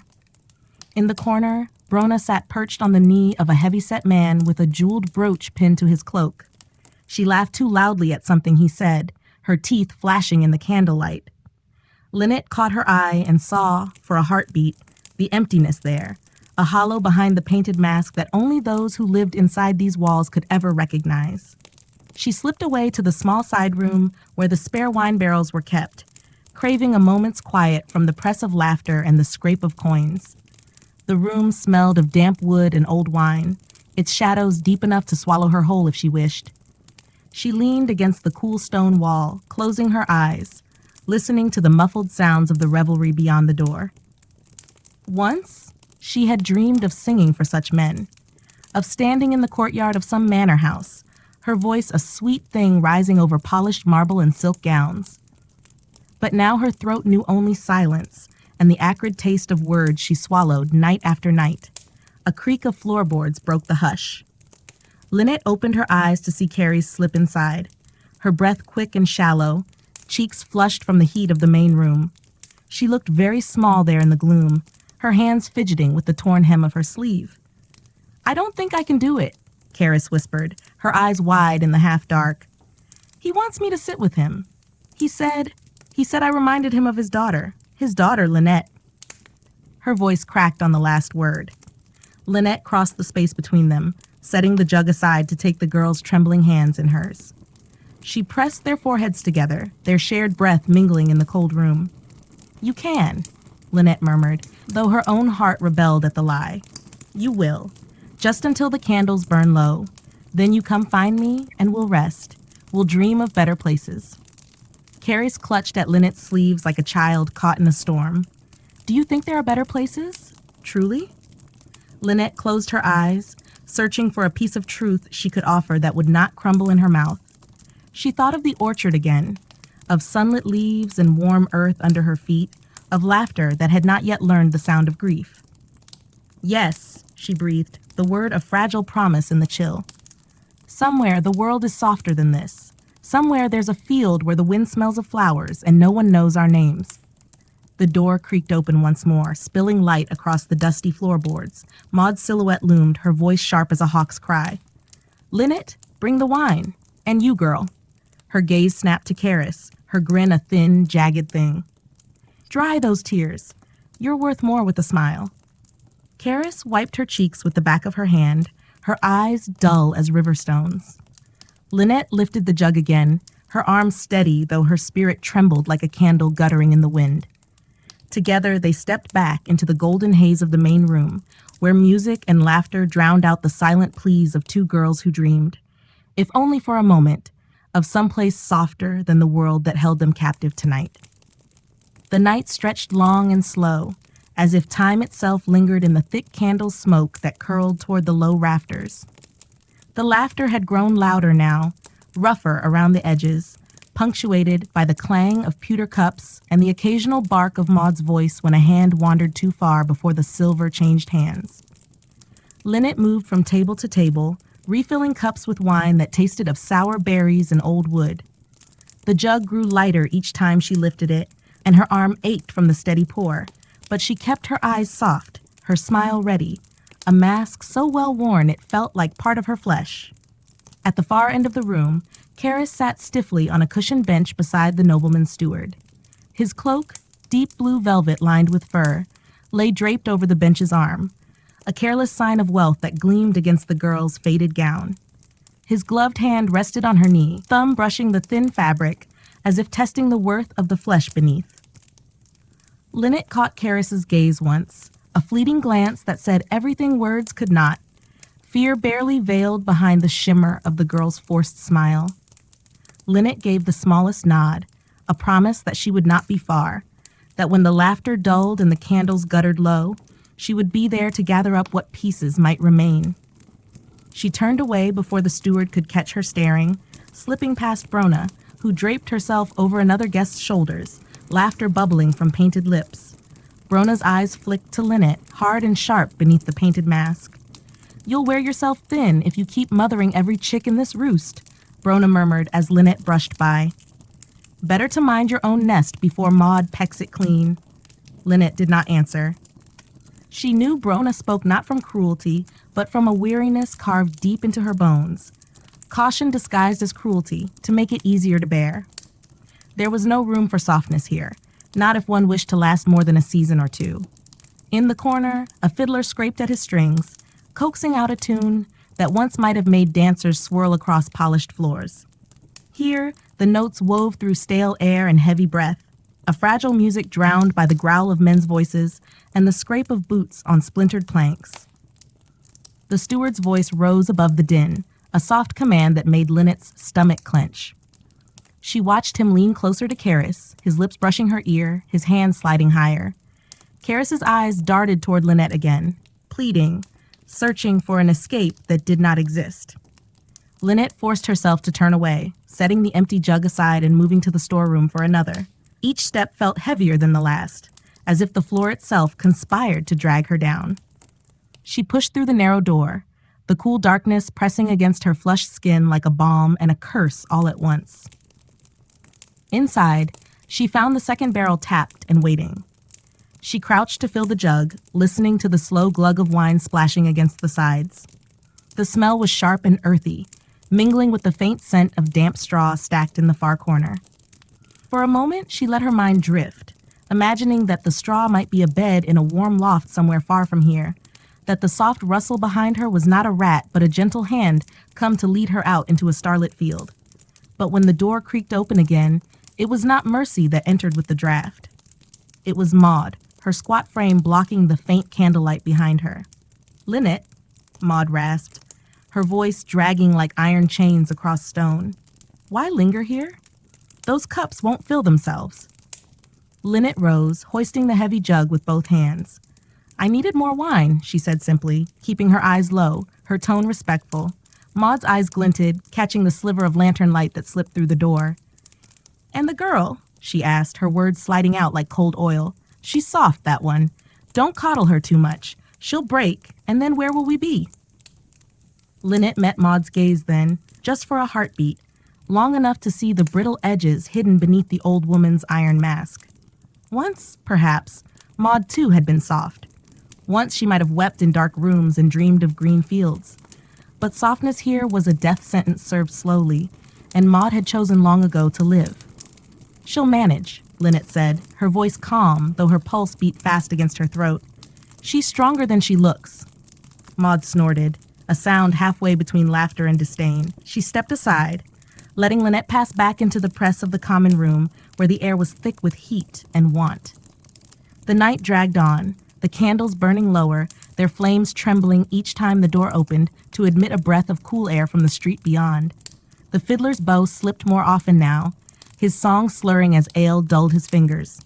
Laughter had turned to murmured demands, the hush of coins sliding across rough wood. Near the hearth, Lynette found Carys once more. The steward had drawn her close, his hand buried in her hair as he whispered things that turned her face pale beneath the rouge. Lynette could do nothing but watch, the jug warm in her hand, the wine within sloshing like the sea inside a prison of clay. At the edge of the room, Brona caught Lynette's eye again, her head tilted in mock pity. She lifted her cup in a silent toast. "To us," it seemed to say, "to the ones who stay and break and stay again." Lynette turned away, her throat tight, and moved to the nearest table to pour wine for a man who did not look at her face, who did not see her at all. She thought of the orchard, of sweet apples warm from the sun, of a girl who had once believed the world might be kind. And she wondered if somewhere beyond these walls, the last blossom still clung to its branch, trembling in the wind, waiting for someone to remember how it felt to hold hope in their cupped hands before the night came to claim it all. When the last of the nobleman's laughter faded into the hush before dawn, the brothel was left to its own quiet ghosts. The candles guttered low, their wax pooled and hardened like old tears on the warped wooden tables. Somewhere upstairs, a door slammed, and the muffled sound of weeping bled through the thin walls, though whether it was sorrow or relief that carried those sobs, none could say for sure. Lynette moved slowly now, the jug of wine long emptied, her shoulders heavy with the weight of another night survived. She gathered empty cups and stray coins, her fingers stiff from hours of pouring and carrying, her mind drifting as if caught in the slow pull of sleep she would not yet be granted. Near the hearth, Carrie sat curled into herself, knees drawn up beneath her chin, a blanket draped over her thin shoulders. Her hair, once so carefully brushed and tied with ribbon, now tangled and damp where tears had soaked through. Her eyes were wide and glassy, fixed on a point far beyond the dying embers. Lynette crossed the room without a word, sinking to the floor beside her.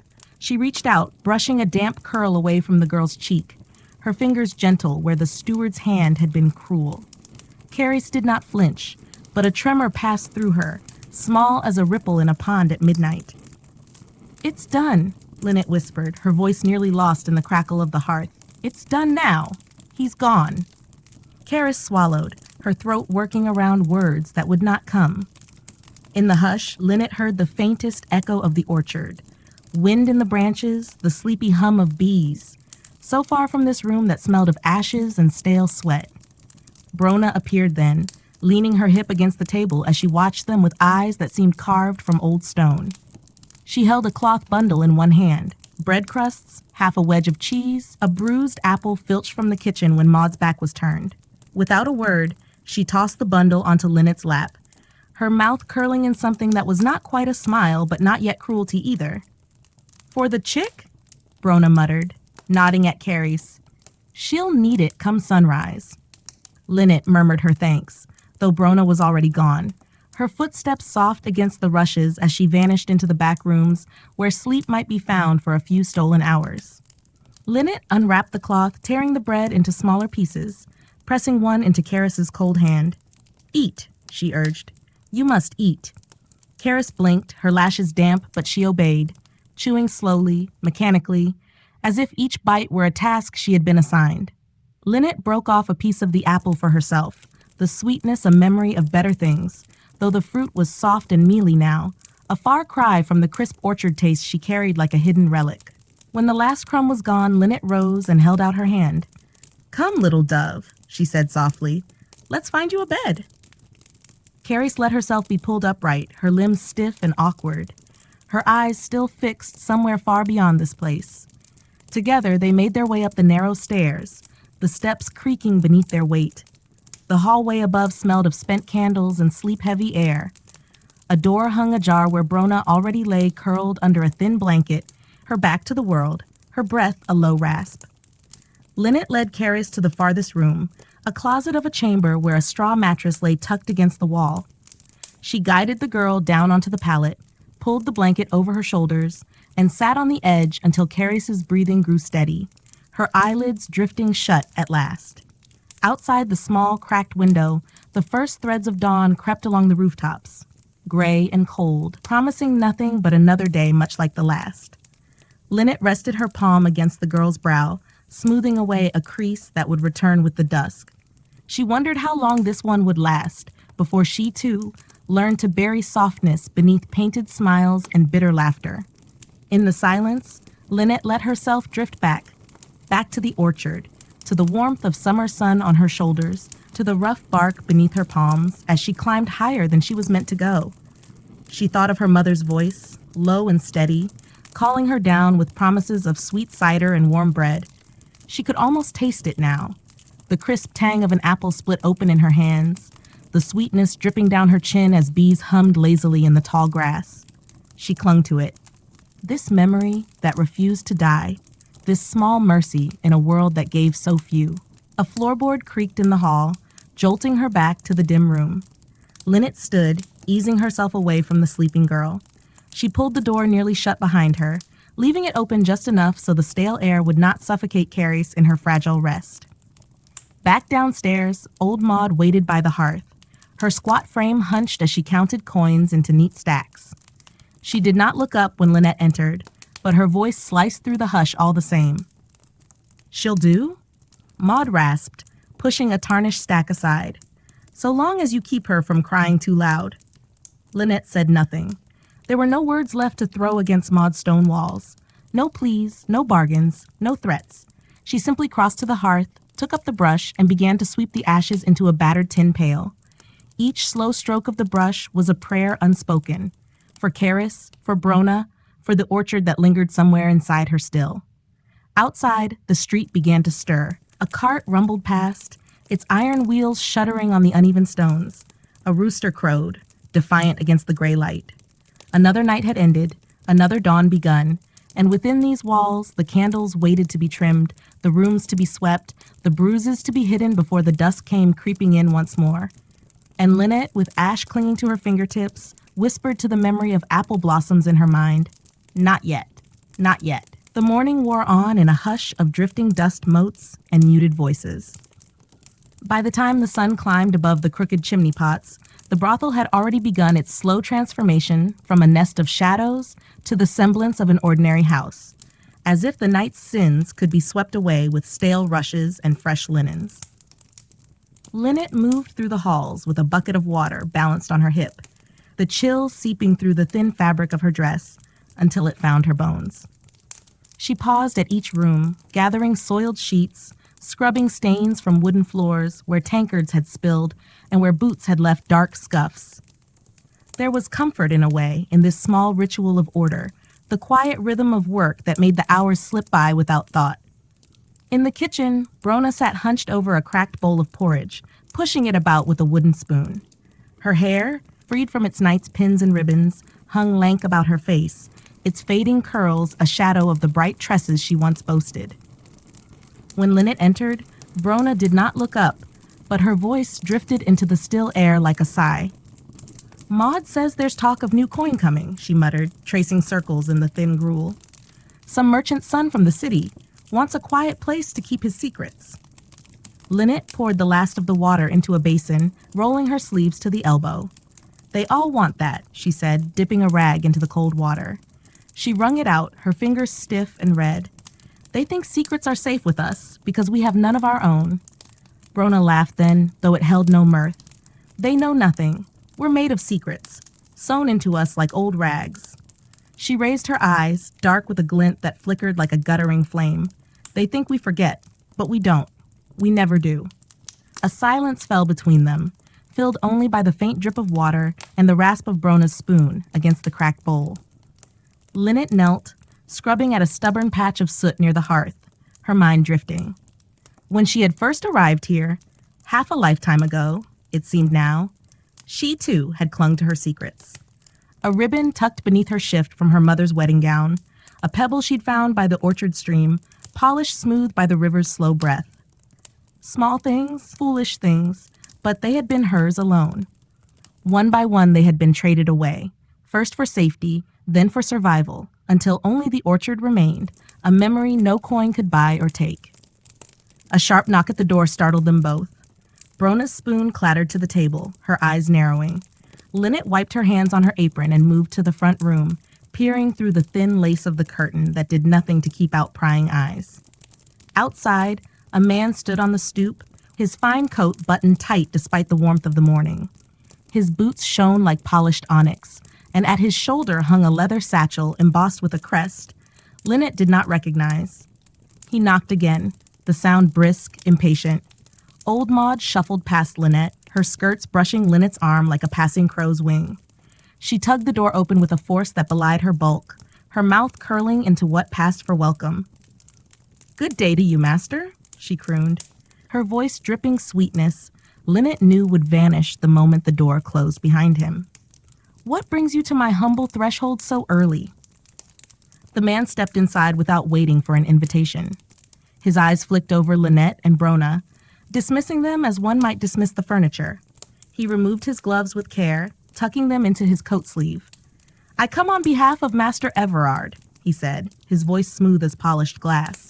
"He requests accommodation for several nights. Privacy, discretion, the usual comforts. And girls who know the worth of silence." Maud's smile widened, showing teeth that gleamed in the gloom. "You'll find no finer house for such needs, my lord's man. We keep what passes through these walls locked tight." Her eyes darted to Lynette, then Brona, sharp as a knife's tip. "Won't we, girls?" Brona dipped her head, her smile brittle as old parchment. Lynette forced her own lips to curl upward, though the taste of it turned her stomach. She watched the man's eyes slide back to Maud. "There will be extra coin for the trouble," he said, "and for the risk." Maud's laugh was low and eager, a soft clinking of coins before they were even in her palm. "No trouble at all. We pride ourselves on serving the city's best. When will we expect your master?" "Tonight," the man said, glancing toward the hearth as if already marking where secrets might hide in the shadows. "He wishes a quiet room at the back, and the youngest if she's fit for company." Lynette's heart clenched. She thought of Caris upstairs, curled into her thin blanket, her breathing still shallow with sleep that brought no comfort. Maud's eyes flicked once more to Lynette, an unspoken order buried in that look. Prepare her. Wash her. Make her ready. The man turned to leave then, his boots tapping out a measured promise on the floorboards. The door shut behind him with a sigh that sounded almost like regret. Maud remained where she was for a moment, her hands resting on her wide hips, her mind already counting silver not yet spent. Then her gaze snapped to Lynette. "You know what to do. And mind you, make her smile. This one's worth twice the coin if she's sweet as spring rain." Lynette did not trust her voice enough to speak. She only nodded, dipping her head before retreating past Brona's hollow stare. She climbed the narrow stairs once more, each creaking step echoing like a question she could never answer. At the top, she paused before Karis's door, her hand pressed to the rough wood as if she might draw some comfort from its splinters. Inside, the girl slept on, turned toward the wall, her breath slow and even for now. Lynette leaned her brow against the door, whispering words that would never be heard by any god that might still linger in the eaves of this place. She thought of the orchard then, of sun-warmed apples, of laughter drifting like birdsong through the branches. She pressed the memory deep into her chest, a talisman against the night that would come again, and the price that would be paid in silver, none of them would ever hold for long. By late afternoon, the brothel had shed its hush of morning labor for the hushed urgency of preparation. In every narrow room, candles were trimmed, drapes beaten of their dust, the smell of soap and tallow mingling in the air like two old adversaries forced to share the same cramped space. The floorboards creaked under hurried steps as the girls moved from task to task, their chatter low and careful, as if the walls themselves might carry whispers to Maud's sharp ears. Lynette stood at the wash basin in the back chamber, sleeves rolled to her elbows, cold water biting at her knuckles. Before her, Karis sat hunched on a three-legged stool, her thin shift clinging damply to her skin, where Lynette had scrubbed away the night's traces. Perfume, sweat, and the faint copper ghost of tears wiped away too late. Karis stared into the bowl as if it were a scrying glass that might reveal some path beyond these walls. Her hair, freshly washed, lay in dark curls about her shoulders, still dripping onto the rough cloth that Lynette had tucked around her neck.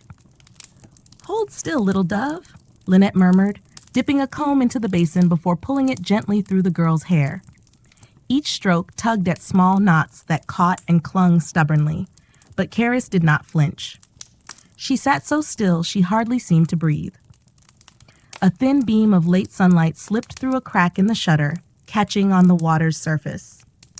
It cast a wavering reflection on the stone wall, like the ripple of a river Lynette had once known, wide and slow, fed by spring rains that turned the orchard's earth to soft, forgiving mud beneath her bare feet. She held the image a moment longer before the shutter creaked in the draft, snuffing the light back into gray shadow. "You must eat something," Lynette said when the last of the knots was gone. She set the comb aside and reached for a small loaf of bread, its crust hard from the stale air, but enough to fill a hollow stomach. She tore a piece free and pressed it into Karis's palm. Karis did not move to eat it. She stared at it as if it were a stone, her thumb brushing the rough edge. "Will he be kind?" she asked, her voice so soft it might have been the wind slipping through a broken shutter. Lynette crouched before her, pressing both hands around Karis's chilled fingers. "Kindness isn't what they come for, Dove," she said. The truth a bitter seed she hated planting. "But I'll be near. If you call, I'll hear." A single tear welled at the corner of Karis's eye, trembling there like dew on a leaf before it vanished into her tangled lashes. She lifted the bread to her lips, took a bite small as a sparrow's peck, and chewed with the slow care of one who has long forgotten how to hunger. When she was done, Lynette found the ribbon she'd set aside, a strip of faded green silk, all that remained of an old gown given up to pay for firewood 2 winters past. She gathered Karis's hair and tied it gently, smoothing it down so no stray curls would betray her carelessness. "There," Lynette said, her voice soft with a tenderness she dared not show in Maud's presence, "pretty as the first bloom of spring." The words brought no smile, but Karis's eyes flicked upward, searching Lynette's face for something steadier than hope. A sharp rap at the door jolted them both. Brona's voice slipped through the crack, edged and impatient. "Maud says the merchant's lad is near. Get her downstairs." Lynette's hands fell away from Karis's shoulders, the warmth between them fading like a dying coal. She helped the girl to her feet, steadied her when her knees trembled under the thin weight of her own fear. They moved together through the narrow corridor, past the girls who lined the walls with downcast eyes and painted smiles, each one a ghost watching another ghost take her turn. Brona stood at the bottom of the stair, arms folded tight, her lips drawn into a thin line. She said nothing as Lynette guided Karis past her, but her gaze lingered, sharp, knowing, pitying in a way she would never admit. In the main room, old Maud waited by the hearth, her broad frame filling the space like a barricade. She held a small vial in one hand, a dab of rosewater, strong enough to mask the stale scent of candle wax and worry. She tipped the vial against her thumb and smeared a dot at Karis's throat, her thick fingers rough and quick. "There now," Maud crooned, her voice so sweet Lynette felt bile rise at its edge. "Our little spring blossom. Remember your smile, girl, and mind your manners." Caris nodded once, her face pale beneath the rouge Brona had pressed onto her cheeks. Lynette stood close enough to catch the faint tremble that ran through the girl's arm. She reached for Karis's hand, squeezed it once, a promise unspoken. The door swung open, letting in the hush of twilight, blue shadows and the scent of rain waiting to fall. A boy stepped through, though he was no child. He was finely dressed, his boots polished, a velvet collar framing a face too smooth to have earned such hardness in his eyes. He looked at Karis the way a merchant might inspect a bolt of silk, his gaze slow, clinical, weighing worth and flaw alike. "She'll do," he said, flicking a coin toward Maud without sparing Lynette a glance. The coin spun through the air, glinting once in the meager light before Maud snatched it from its flight like a hawk. "Come along, sweet one," the boy said, extending his gloved hand toward Karis. His smile was all teeth, polished and white as bleached bone. Karis's fingers slipped from Lynette's as she stepped forward, her shoulders squared in a bravery too fragile for this place. Lynette held her breath as the door closed behind them, the latch clicking into place like the snap of a snare hidden beneath orchard grass. Brona's voice drifted from the hearth, dry as old parchment. "Another night, another secret bought and sold." Lynette said nothing. She gathered the stray curls of green ribbon that had fallen loose, twining them around her wrist like a memory she could not yet bear to bury. Outside, the wind stirred at the shutters, carrying with it the faint promise of rain that might wash the streets clean come dawn. Though within these walls, no rain fell hard enough to carry away what lingered behind. The rain came at last just after midnight, soft at first, a whisper against the cracked panes and warped shutters, then harder, drumming the roof in a steady rhythm that masked the smaller sounds of breathing and muffled sobs within the brothel's weary walls. Lynette sat near the kitchen hearth, her back pressed against the cool stone, her skirts pulled tight around her knees. Before her, the dying embers glowed like hidden coals beneath ash, their light flickering against the battered pots and stained walls. She held the green ribbon in her lap, running it through her fingers again and again until the silk frayed at the edges. Brona dozed nearby, curled on a wooden bench with her head propped on her folded arms. Her breath rasped in and out, heavy with the stale scent of wine she had stolen from a half-finished jug. Every so often she stirred, muttering a word or two. Fragments of a dream Lynette could not catch, though she listened all the same. A draft slipped under the kitchen door, carrying with it the smell of wet earth and cold stone. Lynette closed her eyes and let the sound of rain take her elsewhere.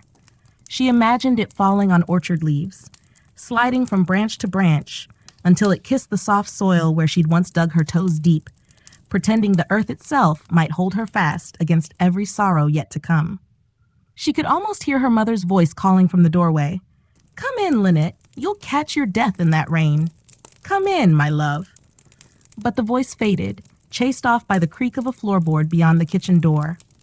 Lynette stiffened, the ribbon slipping from her hands to pool in her lap like a shed skin.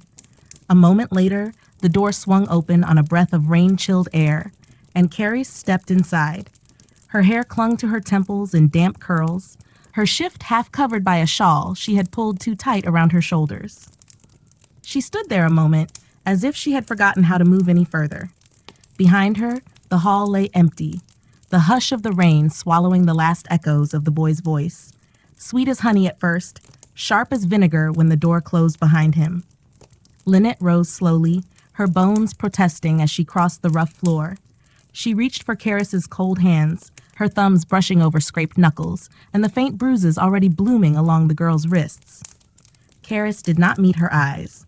She stared at the hearth instead, drawn to its fading glow like a moth that no longer trusted the promise of warmth. "It's done, little dove," Lynette murmured, guiding her toward the bench where Brona slept. "Sit here. Let me get you something warm. Carrie sank onto the edge of the bench, her small frame rigid as driftwood washed up after a storm. Lynette ladled the last of the broth from the kettle into a battered tin cup, holding it beneath Carrie's nose until the steam curled around her hollow cheeks. Drink, Lynette said softly. It will help. Just a little. Carrie lifted the cup with trembling hands. She sipped once, then again, though each swallow seemed to cost her something she did not have to spare. Lynette sank to her knees beside her, brushing damp curls from her brow, feeling the cold that seeped through skin and bone alike. Brona shifted in her sleep, mumbling something Lynette could not catch before settling again, her breath ragged and deep. Lynette envied her that. Envied the way Brona could slip into dreams so easily, as if the night might hold some gentle mercy for those who stopped asking it to. When the cup was empty, Lynette set it aside and wrapped her arm around Karis's shoulders. The girl leaned into her then, her weight small but heavy with the kind of sorrow that no rain could wash clean. He said he'd come back, Karis whispered, her voice so low Lynette felt it more than heard it. Said he'd bring me silk, a necklace. Said he'd take me away when the roads were dry. Lynette closed her eyes. She had heard it before, different words, different men, but the promise always the same, a freedom wrapped in silks and gold that would never come. She pressed her lips to Karis's temple, wishing she could swallow the lie before it ever touched the girl's ears. Rest now, she said instead, smoothing the shawl around her shoulders. There's warmth here for you tonight. That's enough for now. Outside, the rain fell harder, drumming the roof and splashing into the muddy street beyond the shuttered windows. It was a good sound, Lynette thought, a sound that drowned out the murmurs of the men who came and went, that blurred the edges of walls meant to hold them in. She stayed there long after Karis's breathing slipped into the slow rhythm of sleep, her own eyes fixed on the hearth's last ember as it flickered once, twice, then faded into the ash. She gathered the ribbon once more, winding it around her wrist until the silk bit into her skin, a reminder that something soft might still cling to her, even here, even now. In the hush of the rain, Lynette let her mind drift to the orchard once more. She imagined the branches heavy with blossoms bowing under the weight of the storm, shedding petals into the dark, wet earth, each one a promise that when the sun returned, the trees would bloom again, no matter how long the winter stayed. Morning brought no sun, only a dull gray that pressed low over the crooked rooftops and seeped into every crack of the brothel's walls.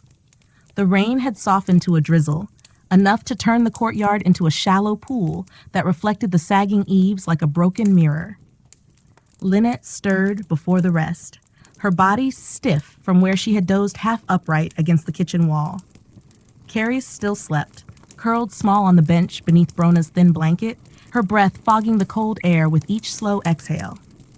Brona was gone by then, vanished back to her corner of the house to scrub her face and find what scraps of rouge she could smear across the tired lines of her mouth. Quietly, Lynette rose and fetched a small bucket from the shelf above the hearth. She moved through the back door into the yard, her bare feet skimming the wet stones, the cold biting at her ankles. The rain had left everything slick and shining. Mud clung to the bucket's bottom as she dipped it into the rain barrel, filling it with water clear enough to catch a ghost of her reflection. She paused a moment, peering into that wavering shape. The face that stared back seemed thinner than she remembered, hollows beneath the cheekbones, lines faint but certain at the corners of her eyes. She wondered if her mother would know her now, if the orchard girl still lived behind the tired skin and the candle-burned eyes. Inside, she set the bucket by the hearth and warmed what she could over the rekindled coals, adding slivers of soap scraped from a cracked dish. She dipped a cloth and wrung it out, steam rising in small curls as she rubbed her palms together for heat. When Karis stirred, blinking at the gray light filtering through the kitchen's warped shutters, Lynette was already at her side. She knelt, pressing the warm cloth to the girl's brow, wiping away the dried salt of tears and the cold sweat that clung to her temples. Karis winced but did not pull away. Her eyes fluttered open, wide and searching. "Is it morning?" she asked, her voice raw at the edges. "It is," Lynette said gently. "You've slept enough for now. Come, we'll wash you, find you something warm. The fire's got a bit of fight left in it." Carrie sat up slowly, her fingers clutching at the blanket as if she might vanish into its thin folds. Lynette helped her to the hearth, easing her down on the stones where the faint warmth licked at their chilled toes. She poured a cup of water, pressing it to Karis's lips, watching her sip as if the act of swallowing required all the strength she had left. When the cup was empty, Lynette set it aside and drew the comb through Karis's tangled curls once more. Each stroke untied another knot, though she knew well enough some tangles never came free. Not in hair, not in the hidden corners of the heart. In the stillness, Brona's voice drifted in from the narrow hallway beyond. She was arguing with Maud again. Low, sharp words that rose and fell like the hiss of a kettle just before it boils over. Lynette could not hear it all, but she caught enough to know it was about the merchant's son, about coin promised and coin still owed. Maud's tone was iron, the tone she saved for debtors and dreamers alike. Karis flinched at the raised voices, her shoulders curling tight. Lynette's hands stilled on her scalp. "Don't listen," she murmured. "It's only wind rattling shutters. It can't touch you here." A brittle laugh escaped Karis, gone as quick as it came. "It already has." Her eyes lifted to Lynette's face, wide and searching. "Do you ever think of leaving?" Lynette's breath caught. She had no lie ready for that question today. She let her hand fall away, the comb slipping into the folds of her apron. "I have thought of it," she said at last, her voice soft as the drizzle pattering on the window glass. "Many times. I think of roads that run through green hills, of rivers that know my name and wash me clean of this place." She looked at Karis, brushing a stray curl from her brow. "But roads run both ways, Dove. Out there, we're still who we are in here. And out there, they can take from us just the same, only with no walls to keep the worst of the rain off our heads." Karis stared at the dying fire. Her mouth trembled as if she might speak again, but no words came. Lynette pressed her brow to the girl's hair, breathing in the faint scent of soap and rain. A soft knock at the door cut through the hush. Brona stepped in, arms folded over her chest, eyes darting between the two of them. Her hair was pinned back now, her lips rouged, and her dress cinched so tight it looked ready to split at the seams.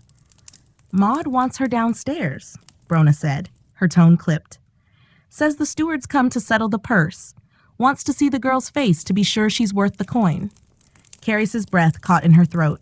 Lynette felt the shudder ripple through her bones as if it were her own. She rose first, offering a hand that Karis took with the caution of a child testing frozen river ice. Brona stepped aside as they passed, but Lynette caught the flicker in her eyes, a glint of something hard and pitying all at once. A warning, perhaps, or a prayer she no longer wasted on her own tongue. Together they stepped into the hallway, where Maud's laughter echoed like the rattle of coins in an empty tin. The rain dripped from the eaves outside, a steady tap against the rotting wood. Lynette held Karis's hand tight, the ribbon wound about her wrist like a promise she could not yet speak aloud. "Not yet. Not yet. Not while I still breathe beside you." And so they walked, barefoot and quiet, into the room where Silver waited to weigh another piece of them down, and the orchard, oh, that orchard, seemed once more a world away behind walls no rain could ever wash clean.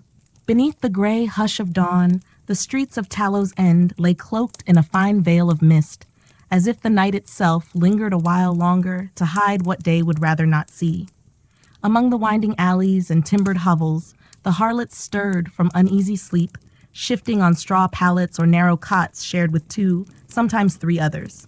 For those who bore the stain of the brothel's trade, sleep was not so much rest as brief forgetfulness, a fleeting reprieve before the weight of survival pressed down anew. Mara, now nearing her 32nd year, a ripe age for a woman of her standing, sat by a cracked window, a threadbare blanket draped over her shoulders. Her eyes, dulled by seasons of wine and whispered promises that never were, watched the first flicker of candlelight in the square beyond. She could hear the low calls of vendors setting up, the bleating of goats herded toward market, and somewhere a church bell tolled softly, though no priest would welcome her kind within those hallowed walls. It was in these quiet dawn hours that Mara found herself remembering, though she wished she could forget. She remembered her mother's hands, rough yet warm, weaving rushes into mats for the hearth.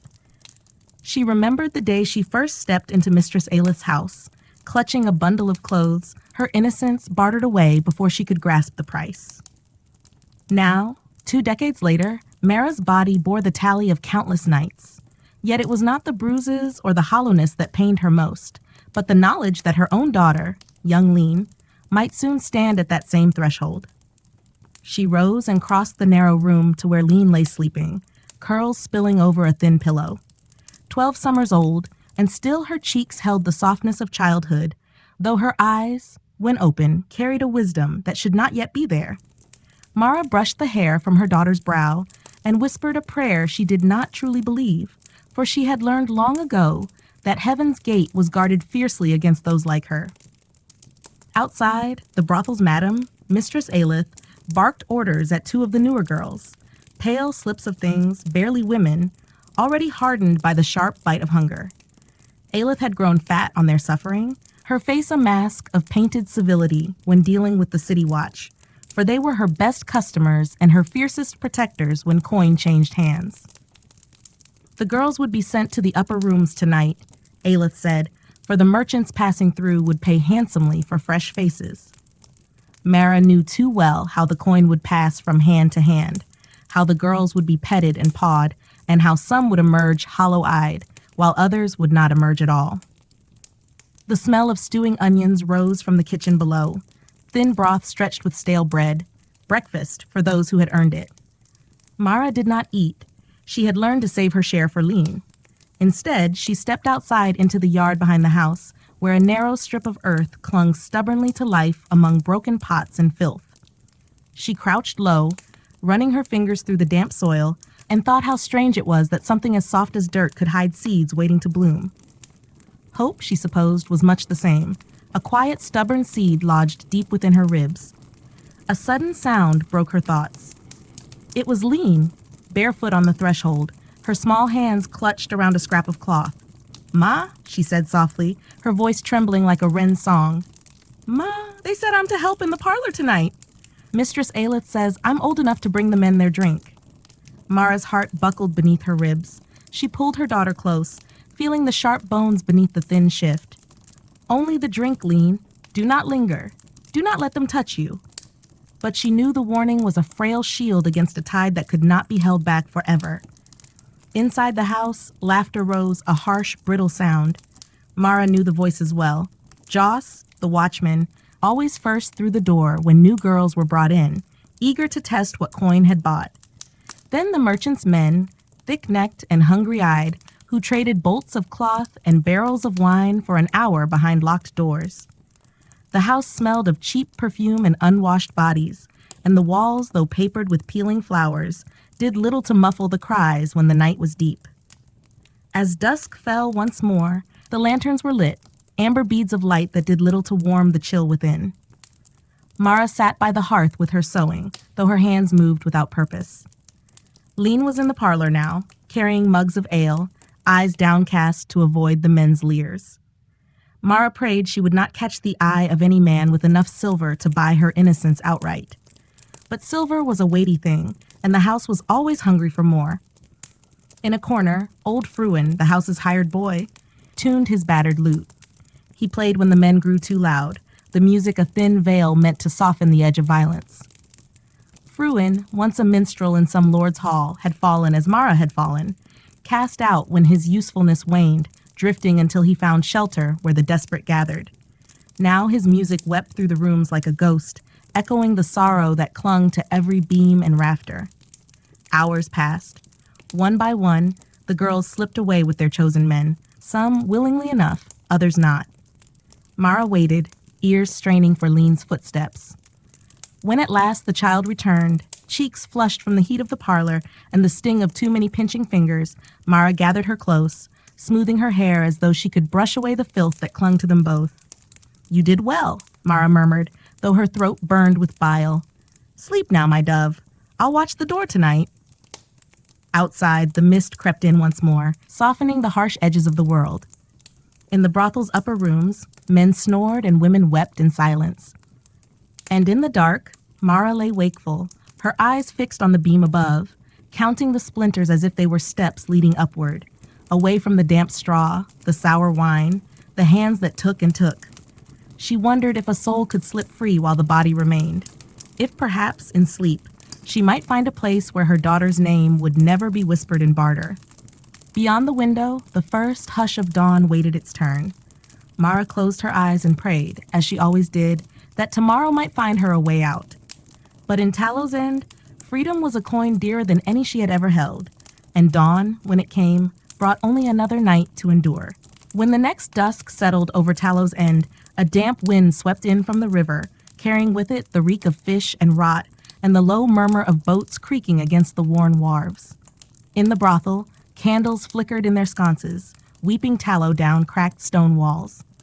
Mara, bone-weary but restless, moved from room to room like a fated spirit, her thoughts snagging on the same jagged worry. Lean, her child, drifting ever nearer the edge that had swallowed her own youth whole. Tonight, Mistress Aelith had plans, whispered to Mara in the hush of the morning, her voice thick with the sweetness of false concern. A nobleman's steward had come calling, asking after fresh faces. He spoke in that oily tongue, promising a silver mark for an innocent girl to serve at a private supper, only to serve in ways unspoken when wine soured the air and laughter turned cruel. Mara had learned to read such men long ago. Their coin glinted bright, but the stain it left never washed away. By the hearth, Mara sat with Lean, their heads bent close over a wooden comb as Mara teased out the tangles from the child's curls. Each stroke of her fingers through the hair was a silent plea. Let this night pass, let no door open for her. Lean sat quiet, trusting, though her eyes flicked once or twice to the doorway, to where Mistress Aelith loomed, round as a fat spider in her silks, her gaze never still for long.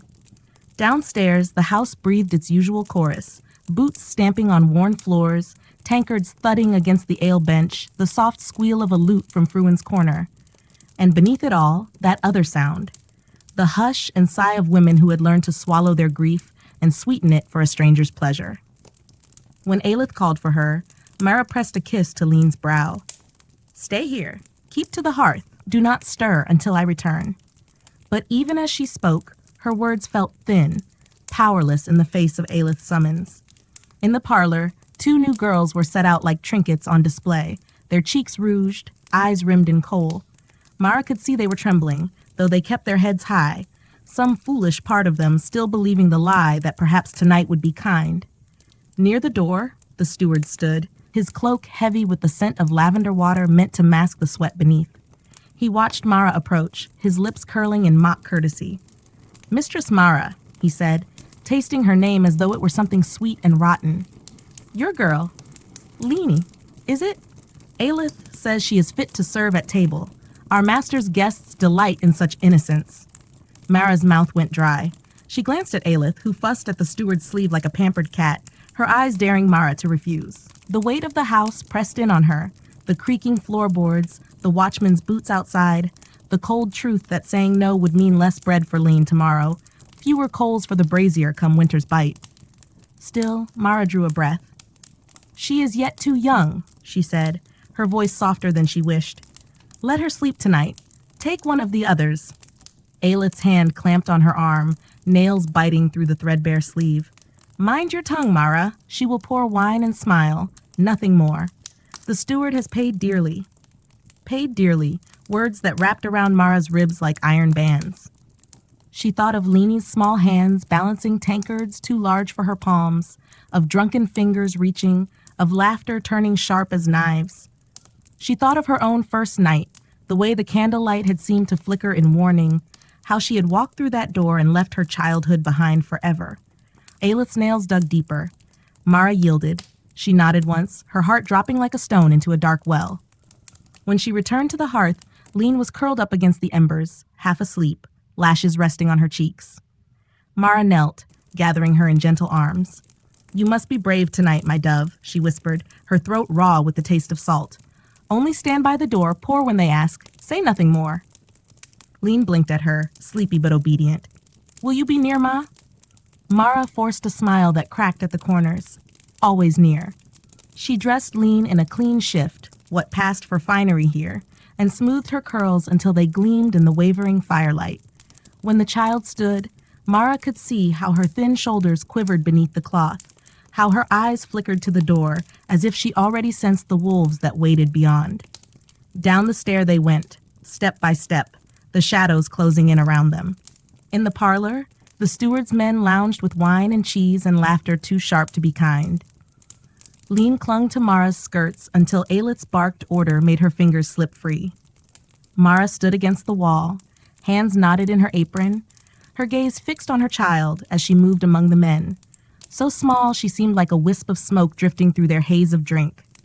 Once, a fat hand reached to tussle her curls, and Mara bit the inside of her cheek until she tasted blood. She could do nothing but watch, the hours unspooled slow as tar. Fruin's lute sighed in the corner. The steward's men drank deep, their voices rising and falling with coarse jokes that made Lean's cheeks flush crimson. But she did not spill the wine, nor linger too long when called. Each time she slipped back to the cask, she cast Mara a glance, a tiny lantern of trust in the dark. At last, when the candles burned low and the men's laughter turned sluggish, Aelith clapped her hands for the girl to be sent away. Lean crossed the room to Mara, her eyes wide and heavy with fatigue. Without a word, Mara swept her into her arms, pressing her face to the child's hair to hide the tears that pooled despite all her silent prayers. They climbed the stair together, one foot before the other, until the hush of the upper room swallowed them whole. Behind them, the parlor roared on, coin changing hands, doors shutting on secrets that would stain the night. In their small room, Mara tucked Lean beneath the thin blanket, smoothing the hair from her brow just as she had done since the day she first cradled her in blood and pain. She lay beside her, feeling the small heartbeat flutter beneath her palm. Outside, the wind hissed through the eaves, and Mara listened for the dawn, counting the hours, wishing she could steal the time, bury it deep, and keep her daughter safe a little while longer. Sleep did not come for Mara that night, though her eyes fluttered closed from time to time, heavy with exhaustion that never quite turned to rest. Beside her, Lean slept as children do, limbs sprawled, lips parted in dreams that Mara prayed were filled with kinder places.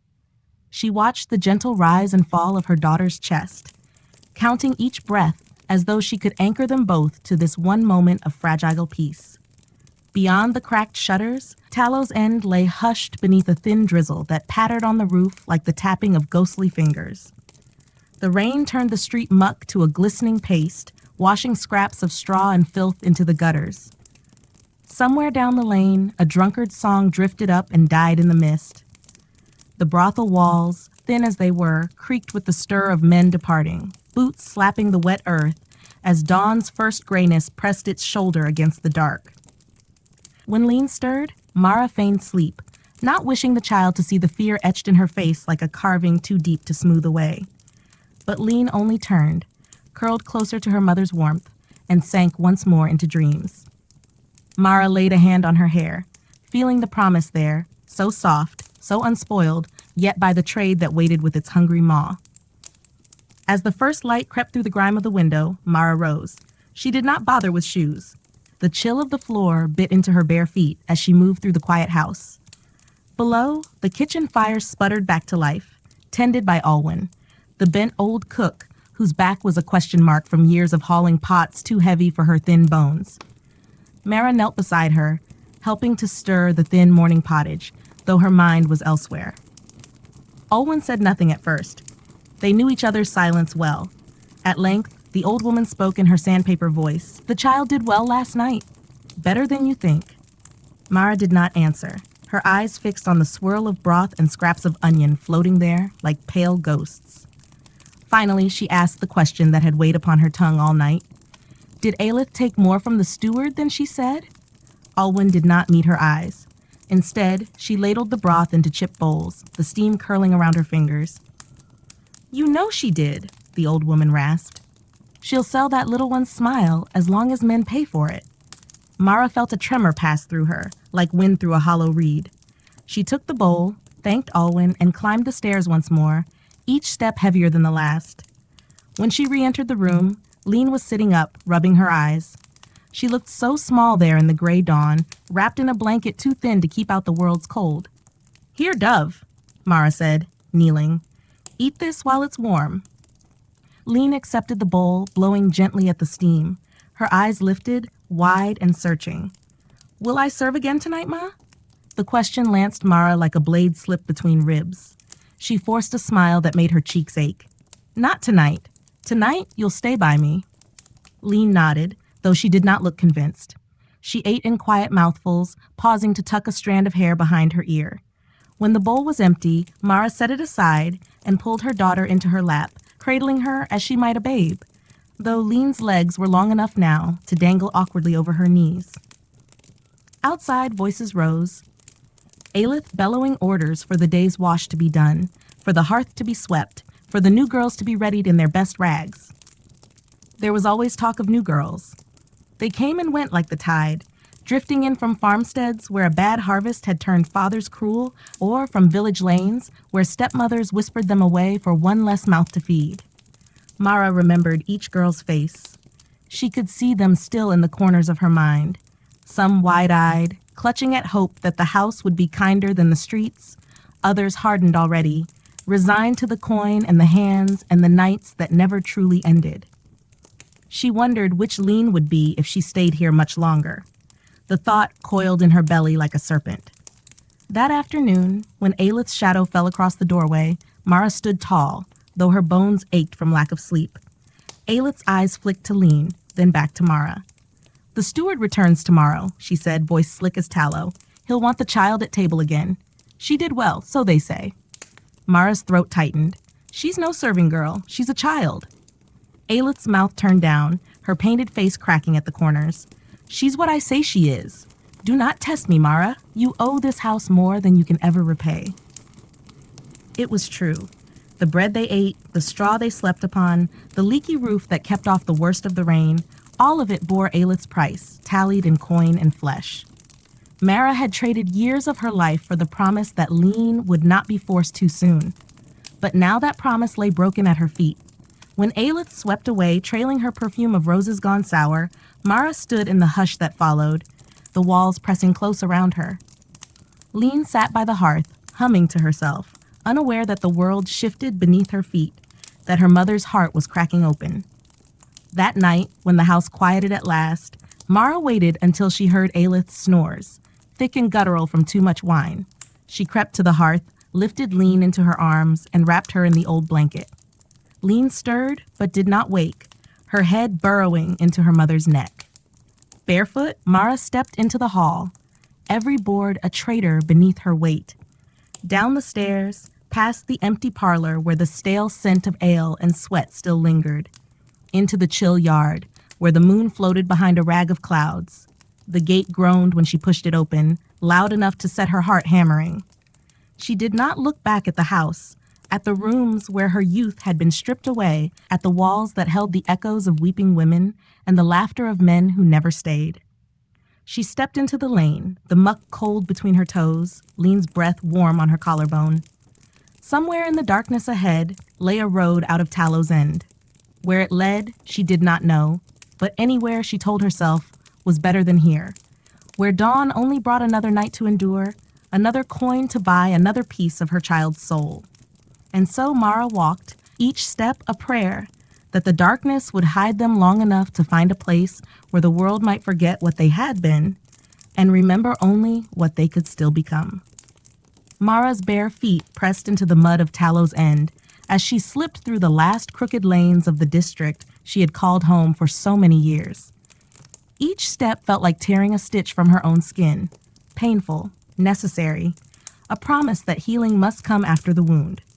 Behind her, the windows of Mistress Aelith's house flickered with the last guttering lanterns, but soon they were lost behind the skeletal arms of old timbered buildings, swallowed by the mist that always clung to these streets before dawn. Lee, bundled in the thin blanket, stirred once as Mara shifted her weight, but the child's eyes did not open. She was so light in Mara's arms, too light for 12 summers, and Mara's heart ached with the guilt of every hungry night and every day spent calculating how to stretch crusts and coppers. Yet that same hollow weight gave her strength. There would be no turning back, not now, not when every silent step carried them toward something that might yet be called freedom. They passed the blacksmith's yard, where rusted plows leaned against soot-blackened walls, and the smell of old coal hung in the damp air. Beyond that, the tannery's reek rose like a ghost of the trade that fed so many bellies while fouling the river for miles around. Mara kept to the shadows, ducking behind broken carts and leaning fences when the sound of a guard's boots echoed too near. She knew the patterns of the watchmen, knew which corners they lingered at to warm their hands over braziers, which alleyways they avoided for fear of knives and curses in the dark. At the town's edge, where the cobbles gave way to rutted lanes and ragged hedges, Mara paused to catch her breath. The chill bit into her soles, but she felt it less than the heat that thrummed in her chest, a fierce ember that refused to be snuffed by fear. She crouched low behind a mossy wall and shifted, leaning carefully, brushing a damp curl from the girl's forehead. Lean murmured, dreaming, her lips forming a word Mara could not catch. She pressed a kiss there, as if it might keep her child's dreams gentle a while longer. Overhead, the moon slipped behind a veil of clouds, giving her cover enough to push on. The road ahead coiled out toward the hills, past the gallows that rose stark against the night sky like the rib bones of some ancient beast. Mara did not flinch at the sight of it. She had passed beneath those beams 1,000 times before, each glimpse a reminder of what the city could do to those who stepped too far from their place. But tonight, it looked small, a relic of a world she refused to bind herself to any longer. Fields opened before her, broad, dark stretches of grass still slick with last week's rains. Her skirts caught on brambles, tore at the hem, but she kept moving, the cold wind threading through her hair like rough fingers. The hush of the countryside wrapped around them, so different from the ceaseless murmur of Tallow's End. Here, there were no drunken shouts, no barked orders, no doors slammed against a woman's pleas. Only the distant sigh of wind through hedgerows and the occasional hoot of an owl hidden deep in the hedges. By dawn, her arms ached with Lean's weight. Her knees trembled each time her bare feet found another stone in the mud. She reached a low rise and turned back once. In the paling gloom, she could just make out the faint line of smoke where the city crouched like some slumbering beast behind her. It seemed impossibly far now, yet close enough that she could almost hear Aelith's voice snarling in the darkness, the slap of the madam's hand across a girl's cheek, the clink of coins on a warped table. Mara lowered her eyes and pressed on. The road forked ahead, one path leading to the market town of Loughton, the other winding deeper into the countryside, where small villages slept beneath thick thatch, and the eyes of neighbors were sharp but sometimes kind. She chose the latter. She would not risk the bustle of Loughton, where word of a missing harlot and her child might travel too quick on a tradesman's tongue. No, better the winding lane through sheep fields and hidden hollows. As the sun finally broke the horizon, thin and hesitant, Mara found herself at the edge of a copse of ash and elm. There, beneath the low canopy of leaves, she laid Lean gently on a patch of moss and unwrapped the blanket to let the child stretch. Lean's eyes fluttered open then, hazy with sleep and confusion. "Ma?" she whispered, her voice so small it cracked something inside Mara's chest. "Where are we?" "Far enough," Mara said softly, though she knew they were not far enough yet. She stroked Lean's cheek and smoothed her hair. "Somewhere new, Dove. Somewhere we don't belong to anyone." Lean blinked, taking in the green hush around them, the hush so unlike the clatter of the brothel's hearth. She did not smile, but she did not cry either. She only nestled closer when Mara gathered her in again. Together they sat beneath the waking trees, listening as the birds began their cautious chorus. The leaves above trembled with dawn's breath, whispering secrets to one another.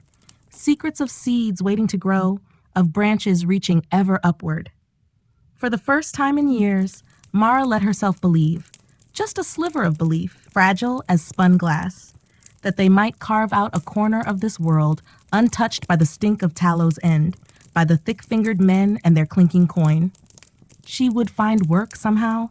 A farm wife might take pity on a woman with quick hands and a child to feed, or a widow in some thatched cottage might trade milk and bread for help at harvest. She did not know how long it would last, or how far they would have to run when the past tried to drag them back. But for now, beneath the hush of the trees and the slow warmth of the waking sun, Mara held her daughter close and whispered stories of what their life might be. A life of clean air, of warm loaves and cool streams, of nights spent by a hearth that asked for nothing in return but the hush of dreams. She closed her eyes then, only for a moment, letting the weariness wash over her. And in that moment, the wind shifted through the leaves above, carrying away the scent of stale wine and cheap perfume, carrying away the ghost of a house that no longer owned her name. When she opened her eyes again, the road stretched ahead, muddy, uncertain, but waiting, and for the first time in a very long while, Mara rose with her child in her arms and stepped forward, unclaimed by any name but her own.